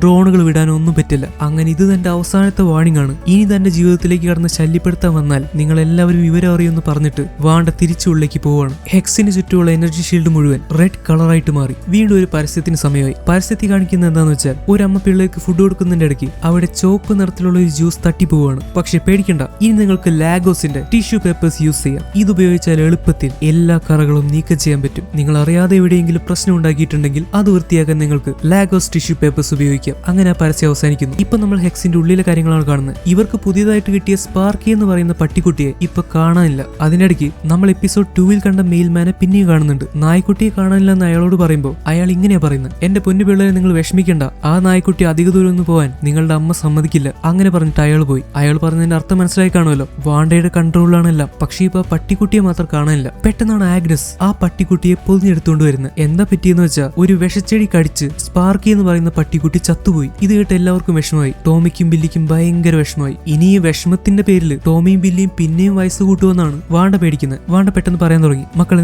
നിങ്ങളോട് എന്താ പറയേണ്ടത് എനിക്ക് അറിയില്ല. വിഷമം വന്നാൽ തീർച്ചയായിട്ടും വിഷമിക്കണം. നിങ്ങൾ കരയണമെങ്കിൽ കരഞ്ഞോ, പക്ഷെ ഇതിൽ നിന്ന് ഒളിച്ചോടരുത്. പക്ഷെ അമ്മ, ഞങ്ങൾക്ക് സഹിക്കാൻ പറ്റുന്നില്ല. ഞങ്ങൾക്ക് സ്പാർക്കിയെ തിരിച്ചു വേണം. അമ്മയ്ക്ക് എല്ലാം ശരിയാക്കാൻ പറ്റില്ലേ? അങ്ങനെയാണെങ്കിൽ മരിച്ചുപോയ സ്പാർക്കിയെ അമ്മ തിരിച്ചു കൊണ്ടുപോവാ. നിങ്ങൾ എന്താ പറയുന്ന പിള്ളേരെ? അതൊന്നും പറ്റില്ല. വാണ്ട, നിനക്ക് മരിച്ചുപോയ ആളുകളെ തിരിച്ചു കൊണ്ടുവരാൻ പറ്റൂ? നോക്കൂ പിള്ളേരെ, നിങ്ങൾ ഒരു കാര്യം മനസ്സിലാക്കുക. മരണം നമ്മൾക്ക് ഒരിക്കലും കൺട്രോൾ ചെയ്യാൻ പറ്റില്ല. അതെന്നായാലും വരും. അതുപോലെ മരിച്ചുപോയ ആൾക്കാരെ നമുക്ക് തിരിച്ചു കൊണ്ടുവരാൻ പറ്റില്ല. അതിന് നമ്മൾ എത്ര വിഷമിപ്പിക്കുന്ന കാര്യമാണെങ്കിലും അങ്ങനെ ചെയ്യുന്നത് ശരിയല്ല. ചില കാര്യങ്ങൾ എന്നേക്കും ഉള്ളതാണ്. നമ്മളത് സഹിച്ചേ പറ്റൂ. അമ്മയല്ലേ പറഞ്ഞത് കുടുംബം എല്ലാ കാലത്തും ഒരുമിച്ച് നിൽക്കണമെന്ന്? സ്പാർക്കി നമ്മളുടെ കുടുംബത്തിലെ ഒരാളായിരുന്നില്ലേ? അമ്മ അവനെ തിരിച്ചു കൊണ്ടുവരണം. ഇങ്ങനെ പറഞ്ഞുകൊണ്ടിരിക്കുന്നതിനിടയ്ക്കാണ് വിഷൻ അങ്ങോട്ട് വരുന്നത്. എന്തായാലും സ്പാർക്കി മരിച്ചതറിഞ്ഞ് വിഷനും ഭയങ്കര വിഷമമായി. അവൻ കുട്ടികളെ ആശ്വസിപ്പിക്കുന്നുണ്ട്. അന്ന് രാത്രി വാണ്ടയും വിഷനും തമ്മിൽ കുറച്ച് നല്ല രീതിയിൽ തന്നെ വഴക്ക് നടക്കുവാണ്. കാരണം വിഷൻ ഓൾറെഡി നല്ല രീതിയിൽ തന്നെ എന്തൊക്കെയോ സംശയങ്ങളുണ്ട്. പിള്ളേരുടെ വിഷമം ഇതുവരെ മാറിയില്ല. വിഷൻ സ്പാർക്കി അവർക്ക് ഭയങ്കര ഇഷ്ടമായിരുന്നു. ഒരു പട്ടിക്കുട്ടിയെ കിട്ടിയെന്ന് തന്നെ അത് മരിക്കുന്നത് കാണേണ്ടി വരുന്നത് ആർക്കായാലും വിഷമമാവുമല്ലോ. പക്ഷേ സാധാരണ അങ്ങനെ ഉണ്ടാവാറില്ല. വിഷൻ എന്തൊക്കെയാ പറയുന്നത്? അതിപ്പോ പട്ടിക്കുട്ടി ഇന്ന് തന്നെ മരിച്ചത് നമ്മളുടെ തെറ്റാണ്. അതല്ല വാണ്ട, ഇവിടെ നടക്കുന്ന കാര്യങ്ങൾക്ക് എന്തോ പ്രശ്നമുണ്ട്. കുട്ടികൾ പെട്ടെന്ന് വലുതാവുന്നതടക്കം. ഞാൻ ഇന്ന് നോമിനോട് സംസാരിച്ചു. അവനെ ആരോ മൈൻഡ് കൺട്രോൾ ചെയ്തു വെച്ചിരിക്കുവാണ്. ഞാൻ അവന്റെ തലയിൽ തൊട്ടപ്പോ അവന്റെ ബോധം തിരിച്ചു കിട്ടി. ആ സമയത്ത് അവൻ പറഞ്ഞ കാര്യങ്ങൾ എന്നെ ഒരുപാട് വേദനിപ്പിച്ചു. വേണ്ട, അവന് വേദന സഹിക്കാൻ പറ്റുന്നില്ല. അവന്റെ കുടുംബത്തെ കണ്ടിട്ട് കുറച്ച് കാലമായി. വിഷൻ എന്തൊക്കെയാ പറയുന്നത്? നോമിനാരും മൈൻഡ് കൺട്രോൾ ചെയ്യാനാ? നമുക്ക് പോയിട്ട് TV കാണാം. നീ ഇത് പറയുന്നത് എനിക്ക് തോന്നി. വേണ്ട, TV കണ്ടോണ്ടിരുന്നാൽ മതിയോ? നമ്മൾക്ക് ശരിക്കുള്ള കാര്യങ്ങളെ പറ്റി സംസാരിക്കാൻ. വേണ്ട, വിഷൻ എന്തിനാ വെറുതെ ആവശ്യമില്ലാതെ തർക്കിക്കാൻ വരുന്നത്? ആവശ്യമില്ലാതെ അല്ല വേണ്ട, ഇതിപ്പോ പറഞ്ഞേ പറ്റൂ. നീ ബാക്കിയുള്ള എല്ലാവരെയും നിയന്ത്രിക്കുന്നുണ്ടെന്ന് എനിക്ക് മനസ്സിലായി. പക്ഷെ എന്നെ നിനക്ക് കൺട്രോൾ ചെയ്യാൻ പറ്റുന്നില്ലേ? ഞാൻ ആരെയും കൺട്രോൾ ചെയ്യുന്നില്ല വിഷൻ. പിന്നെ നിന്നെ ഞാൻ എന്തിനു കൺട്രോൾ ചെയ്യുന്നത്? പിന്നെ വിഷൻ ഞാൻ പറഞ്ഞതൊക്കെ അനുസരിക്കുന്നതുകൊണ്ട് എനിക്ക് കൺട്രോൾ ചെയ്യേണ്ട ആവശ്യമില്ല. ശരി, എനിക്ക് ഉറക്കം വരുന്നുണ്ട്, ഞാൻ കിടക്കാൻ പോവാ. വാണ്ട അങ്ങനെ പറഞ്ഞിട്ട് പോകുമ്പോ തന്നെ എപ്പിസോഡ് എൻഡ് ആയതുപോലെ എൻഡ് ക്രെഡിറ്റ്സ് എഴുതി കാണിക്കാൻ തുടങ്ങി. ഇത് വാണ്ടയാണ് ചെയ്യുന്നത്. അപ്പൊ വാണ്ടയാണ് ഈ TV ഷോ എഡിറ്റ് ചെയ്യുന്നത്. വാണ്ടയ്ക്ക് ഇഷ്ടമുള്ളതുപോലെയാണ് ഇവിടുത്തെ സീനുകൾ കട്ട് ചെയ്യുന്നതും കാണിക്കുന്നതും റിവൈൻഡ് ആവുന്നതും മാറുന്നതും ഒക്കെ. കഴിഞ്ഞ എപ്പിസോഡുകളിൽ പല ഭാഗത്തായിട്ട് ഇഷ്ടമില്ലാത്ത സീനുകൾ വരുമ്പോഴൊക്കെ, ഇഷ്ടമില്ലാത്ത കാര്യങ്ങൾ സംഭവിക്കുമ്പോഴൊക്കെ ആ സീനുകൾ നോ എന്ന് പറഞ്ഞ് മറ്റുമൊക്കെ റിവൈൻഡ് ചെയ്യുന്നതും മാറ്റുന്നതും കട്ട് ചെയ്യുന്നതും ഒക്കെ വാണ്ട മാക്സിമോഫ് തന്നെയാണ്. ഒരു TV ഷോ പോലെയാണ് വെസ്റ്റ്യൂവിന്റെ ഉള്ളിൽ ഈ ലോകം വാണ്ട സൃഷ്ടിച്ചു വെച്ചിരിക്കുന്നത്. പെട്ടെന്ന് കൺഫ്യൂഷൻ ആവുമെന്നറിയാം, പക്ഷെ അവസാനത്തെ എപ്പിസോഡ് ആവുമ്പോഴേക്കുമാണ് നിങ്ങൾക്ക് എല്ലാം മനസ്സിലാവും. പക്ഷേ ഇങ്ങനെ എൻക്രെഡിറ്റ്സ് എഴുതി കാണിക്കുമ്പോഴും വിഷൻ അതിന് സമ്മതിക്കുന്നില്ല. വാണ്ട, ഞാൻ പറയുന്നത് കേക്ക്. ഇന്ന് ഓഫീസിലെ കമ്പ്യൂട്ടറിലേക്ക് ഒരു മെയിൽ വന്നിരുന്നു. അതും നോം പറഞ്ഞതും വെച്ച് നോക്കുമ്പോൾ ഇവിടെ സംഭവിക്കുന്നതൊന്നും ശരിയല്ല. ഇതെങ്ങനെ നടക്കുന്നതെന്ന് എനിക്കറിയില്ല. ആദ്യം എനിക്ക് ഇതിലൊന്നും വിശ്വാസം ഉണ്ടായിരുന്നില്ല. പക്ഷെ ഇപ്പൊ പതുക്കെ എനിക്ക് കാര്യങ്ങൾ മനസ്സിലാവാൻ തുടങ്ങി. വിഷൻ എന്തൊക്കെയാ പറയുന്നത്? എന്ത് മനസ്സിലായെന്ന്? വാണ്ട, നോമിനൊരു കുടുംബമുണ്ട്. അവനെ സ്നേഹിക്കുന്ന ഒരുപാട് പേര് അവനെ കാത്തിരിക്കുന്നുണ്ട്. നീ അവനെ മൈൻഡ് കൺട്രോളിൽ വെച്ചിരിക്കുന്നതുകൊണ്ടാണ് അവനൊന്നും ചെയ്യാൻ പറ്റാത്തത്. അതുപോലെ എത്ര ആളുകളാണ് വേണ്ട. വിഷൻ പറയുന്ന ഒന്നിനെ പറ്റി എനിക്ക് ഒരു കാര്യം അറിയില്ല. വിഷന് ഭ്രാന്ത് പിടിച്ചോ? എന്നോട് നുണ പറയുന്നത് നിർത്തുവാണ്ട. എനിക്കെല്ലാം മനസ്സിലായി. വിഷൻ, ഇതൊക്കെ നമുക്ക് വേണ്ടിയാ. അതുകൊണ്ട് ഈ കാര്യങ്ങളൊക്കെ ഞാൻ നോക്കിക്കോളാം. വെസ്റ്റ്യൂവിന് പുറത്ത് എന്താണ് വേണ്ട? എന്തിനാ വിഷൻ അതിനെപ്പറ്റി ആലോചിക്കുന്നത്? ഞാൻ എന്താ ആലോചിക്കണ്ടെന്ന് എനിക്കറിയാൻ വേണ്ട. അത് നീയല്ല തീരുമാനിക്കേണ്ടത്. വിഷൻ, നിങ്ങൾ എന്നോട് മുന്നേ ഇതുപോലെ സംസാരിച്ചിട്ടേ ഇല്ല. മുന്നോ? എന്ത് മുന്നേ? എന്തിനു മുന്നേ? എപ്പോ? ഇവിടെ ഈ വെസ്റ്റ്യൂവിൽ വരുന്നതിന് മുന്നുള്ള എന്റെ ജീവിതം എനിക്ക് ആലോചിച്ചെടുക്കാൻ പറ്റുന്നില്ല. അങ്ങനെ ഒരു ജീവിതം ഉണ്ടായിരുന്നോ? എനിക്കറിയില്ല. എനിക്ക് ഓർക്കാൻ പറ്റുന്നില്ല. വേണ്ട, എന്താ ഇതൊക്കെ? ഞാൻ ആരാന്ന് എനിക്ക് മനസ്സിലാവുന്നില്ല. വേണ്ട, എനിക്ക് പേടിയാണ്. എന്താ ചുറ്റും സംഭവിക്കുന്നത്? ചുറ്റുമുള്ളവരെ നമ്മൾ പോലും അറിയാതെ നമ്മൾ വേദനിപ്പിച്ചുകൊണ്ടിരിക്കുവാണോ? ഇതാണ് എനിക്ക് അറിയേണ്ടത്. വിഷൻ, ഞാൻ പറയുന്നേക്ക്. നീ എന്റെ ഭർത്താവാ. നീ ടോമിയുടെയും ബില്ലിയുടെ അച്ഛനാണ്. വേണ്ട, എങ്കിൽ വെസ്റ്റ്യൂവിൽ വേറെ കുട്ടികളൊന്നും ഇല്ലാത്തത് എന്താ? ടോമിയും ബില്ലിയും അല്ലാതെ വേറൊരു കുട്ടിയെ പോലും ഞാൻ ഇവിടെ കണ്ടിട്ടില്ല. എന്തിനാ വിഷൻ പുതിയൊരു പ്രശ്നം ഉണ്ടാക്കിക്കൊണ്ടുവരുന്നത്? നമ്മൾക്കിവിടെ സമാധാനമായിട്ട് ജീവിച്ചാൽ പോരെ? ഇപ്പൊ നമ്മൾ ജീവിക്കുന്ന പോലെ. ഇതൊക്കെ ഞാനാണ് കൺട്രോൾ ചെയ്യുന്നതാണ് വിഷൻ പറയുന്നത്. അല്ലെങ്കിൽ തന്നെ വെസ്റ്റ്യൂവിലുള്ള എല്ലാവരും എനിക്ക് എങ്ങനെ കൺട്രോൾ ചെയ്യാൻ പറ്റുക? അവരൊക്കെ ഡെയിലി അവരുടെ കാര്യങ്ങൾ ചെയ്യുന്നില്ലേ? അവര് ഫാമിലി ആയിട്ട് ജീവിക്കുന്നത് വിഷൻ കാണുന്നില്ലേ? അവര് കടകളിൽ പോകുന്നുണ്ട്, അവര് സിനിമയ്ക്ക് പോകുന്നുണ്ട്, അവർക്ക് ഇഷ്ടമുള്ള എല്ലാം ചെയ്യുന്നുണ്ട്. ഇതൊക്കെ ഞാനാണ് കൺട്രോൾ ചെയ്യുന്നത് വിഷൻ. എനിക്കും ചില കാര്യങ്ങൾ മനസ്സിലാവുന്നില്ല. ഇതൊക്കെ എങ്ങനെ തുടങ്ങിയതെന്ന് പോലും എനിക്ക് അറിയില്ല. വേണ്ട, ഞാൻ പറയുന്ന കേക്ക്. എന്തോ പ്രശ്നമുണ്ട്. അതിൽ നിനക്കും എനിക്കും പങ്കുണ്ട്. അതുകൊണ്ട് ഞാൻ പറയുക, നീ ഇവിടെ തെറ്റായിട്ട് എന്തെങ്കിലും ചെയ്യുന്നുണ്ടെങ്കിൽ അതോടനെ നിർത്തണം. നമ്മൾക്ക് ജീവിക്കാൻ വേണ്ടി ഒന്നും അറിയാത്ത കുറവേയുടെ ജീവിതം കളയരുത്. വേണ്ട വിഷൻ, ഞാനൊന്നും ചെയ്യുന്നില്ല. വെറുതെ എന്നെ കുറ്റം പറയരുത്. നിങ്ങൾക്ക് എന്നെ വിശ്വാസമില്ലേ? വേണ്ട, എനിക്ക് നിന്നെ വിശ്വസിക്കണമെന്നുണ്ട്. എനിക്ക് ലോകത്തെ വിശ്വാസമുള്ളത് നിന്നെ മാത്രമാണ്. പക്ഷെ ഇപ്പൊ എനിക്കതിന് പറ്റുന്നില്ല. വേണ്ട, ഇവിടെ സംഭവിക്കുന്ന കാര്യങ്ങളും നമ്മളുടെ ജീവിതവും തമ്മിൽ എന്തൊക്കെയോ കുഴപ്പങ്ങളുണ്ട്. പെട്ടെന്ന് വാതിൽ ആരോ ഒന്ന് മുട്ടുന്ന പോലെ കേട്ട് വാണ്ട പോയി വാതിൽ തുറക്കുവാണ്. ഇപ്പൊ ഈ സിറ്റുവേഷനിൽ നിന്ന് ഒഴിവാകാൻ വേണ്ടി വാണ്ട തന്നെയാണ് അങ്ങനെ ചെയ്യിക്കുന്നതെന്നാണ് വിഷൻ കരുതുന്നത്. പക്ഷെ അതങ്ങനെ ആയിരുന്നില്ല. വാതിൽ തുറന്ന് വാണ്ട ഞെട്ടിപ്പോയി. അവിടെ നിൽക്കുന്നത് ക്യുക്ക് സിൽവർ ആണ്. വാണ്ടയുടെ സ്വന്തം സഹോദരനായിട്ടുള്ള പിയട്രോ മാക്സിമോഫ്. നമ്മൾ അവസാനമായിട്ട് പിയട്രോ മാക്സിമോഫിനെ കണ്ടത് അവഞ്ചേഴ്സ് ഏജ് ഓഫ് അൾട്രോണിലാണ്. അവിടെ നടന്ന യുദ്ധത്തിന്റെ ഇടയ്ക്ക് ക്ലിങ് ബാർട്ടിനെ രക്ഷിക്കാൻ ശ്രമിക്കുമ്പോൾ വെടിയേറ്റാണ് പിയട്രോ മരിച്ചു വീണത്. അത് വാണ്ടയ്ക്ക് വലിയൊരു ട്രോമയായിരുന്നു. ഒരിക്കലും തന്റെ അനിയന്റെ മരണം അവൾക്ക് വിശ്വസിക്കാൻ പറ്റുന്നുണ്ടായിരുന്നില്ല. ഇപ്പൊ ആ ക്യുക്സിൽവറാണ് തിരിച്ചു വന്നിരിക്കുന്നത്. പക്ഷെ ഒരു കുഴപ്പമുണ്ട്, പിയട്രോ മാക്സിമോഫിന്റെ മുഖം വേറെയാണ്. പക്ഷെ അവൻ അവകാശപ്പെടുന്നത് അവൻ വാണ്ടയുടെ സഹോദരനായിട്ടുള്ള പിയട്രോ മാക്സിമോഫ് തന്നെയാണെന്നാണ്. ഹേയ്, കുറെ നാളായല്ലോ കണ്ടിട്ട്. വാണ്ട മോളെ, ഇത് ഞാനാ. കുറെ നാൾ കൂടി കണ്ടിട്ട് എന്താ അനിയനൊന്ന് കെട്ടിപ്പിടിക്കാത്തത്? അപ്പൊ ഇത്ര സ്നേഹം ഉള്ളല്ലേ? ഇതാരാന്നറിയാതെ വിഷം നോക്കുന്നുണ്ട്. മുന്നിൽ നിൽക്കുന്നത് പിയട്രോ ആണോ എന്ന് വാണ്ടയ്ക്ക് തന്നെ വിശ്വസിക്കാൻ പറ്റുന്നില്ല. കാരണം പിയട്രോയുടെ മുഖം ഇതായിരുന്നില്ലല്ലോ. വാണ്ടയും പിയട്രോയും തമ്മിൽ കെട്ടിപ്പിടിക്കുവാണ്. ഇങ്ങനെയാണ് ഈ എപ്പിസോഡ് അവസാനിക്കുന്നത്. ഒരു കാര്യം എന്താന്ന് വെച്ചാൽ, നമ്മളുടെ മാർവൽ സിനിമാറ്റിക് യൂണിവേഴ്സ് പോലെ മറ്റ് പല യൂണിവേഴ്സുകളും ഉണ്ട്. ടോബി മാഗ്വയറിന്റെ സ്പൈഡർമാൻ യൂണിവേഴ്സ്, ആൻഡ്രൂ ഗാർഫീൽഡിന്റെ സ്പൈഡർമാൻ യൂണിവേഴ്സ്, ഇൻടു ദ സ്പൈഡർവേഴ്സിലെ അനിമേറ്റഡ് യൂണിവേഴ്സ്, വെനത്തിന്റെ യൂണിവേഴ്സ്, അങ്ങനെ പല യൂണിവേഴ്സുകളും. അതുപോലെ ഒരു യൂണിവേഴ്സ് ആണ് എക്സ്മെൻ യൂണിവേഴ്സ്. എക്സ്മെൻ എന്ന് പറഞ്ഞാൽ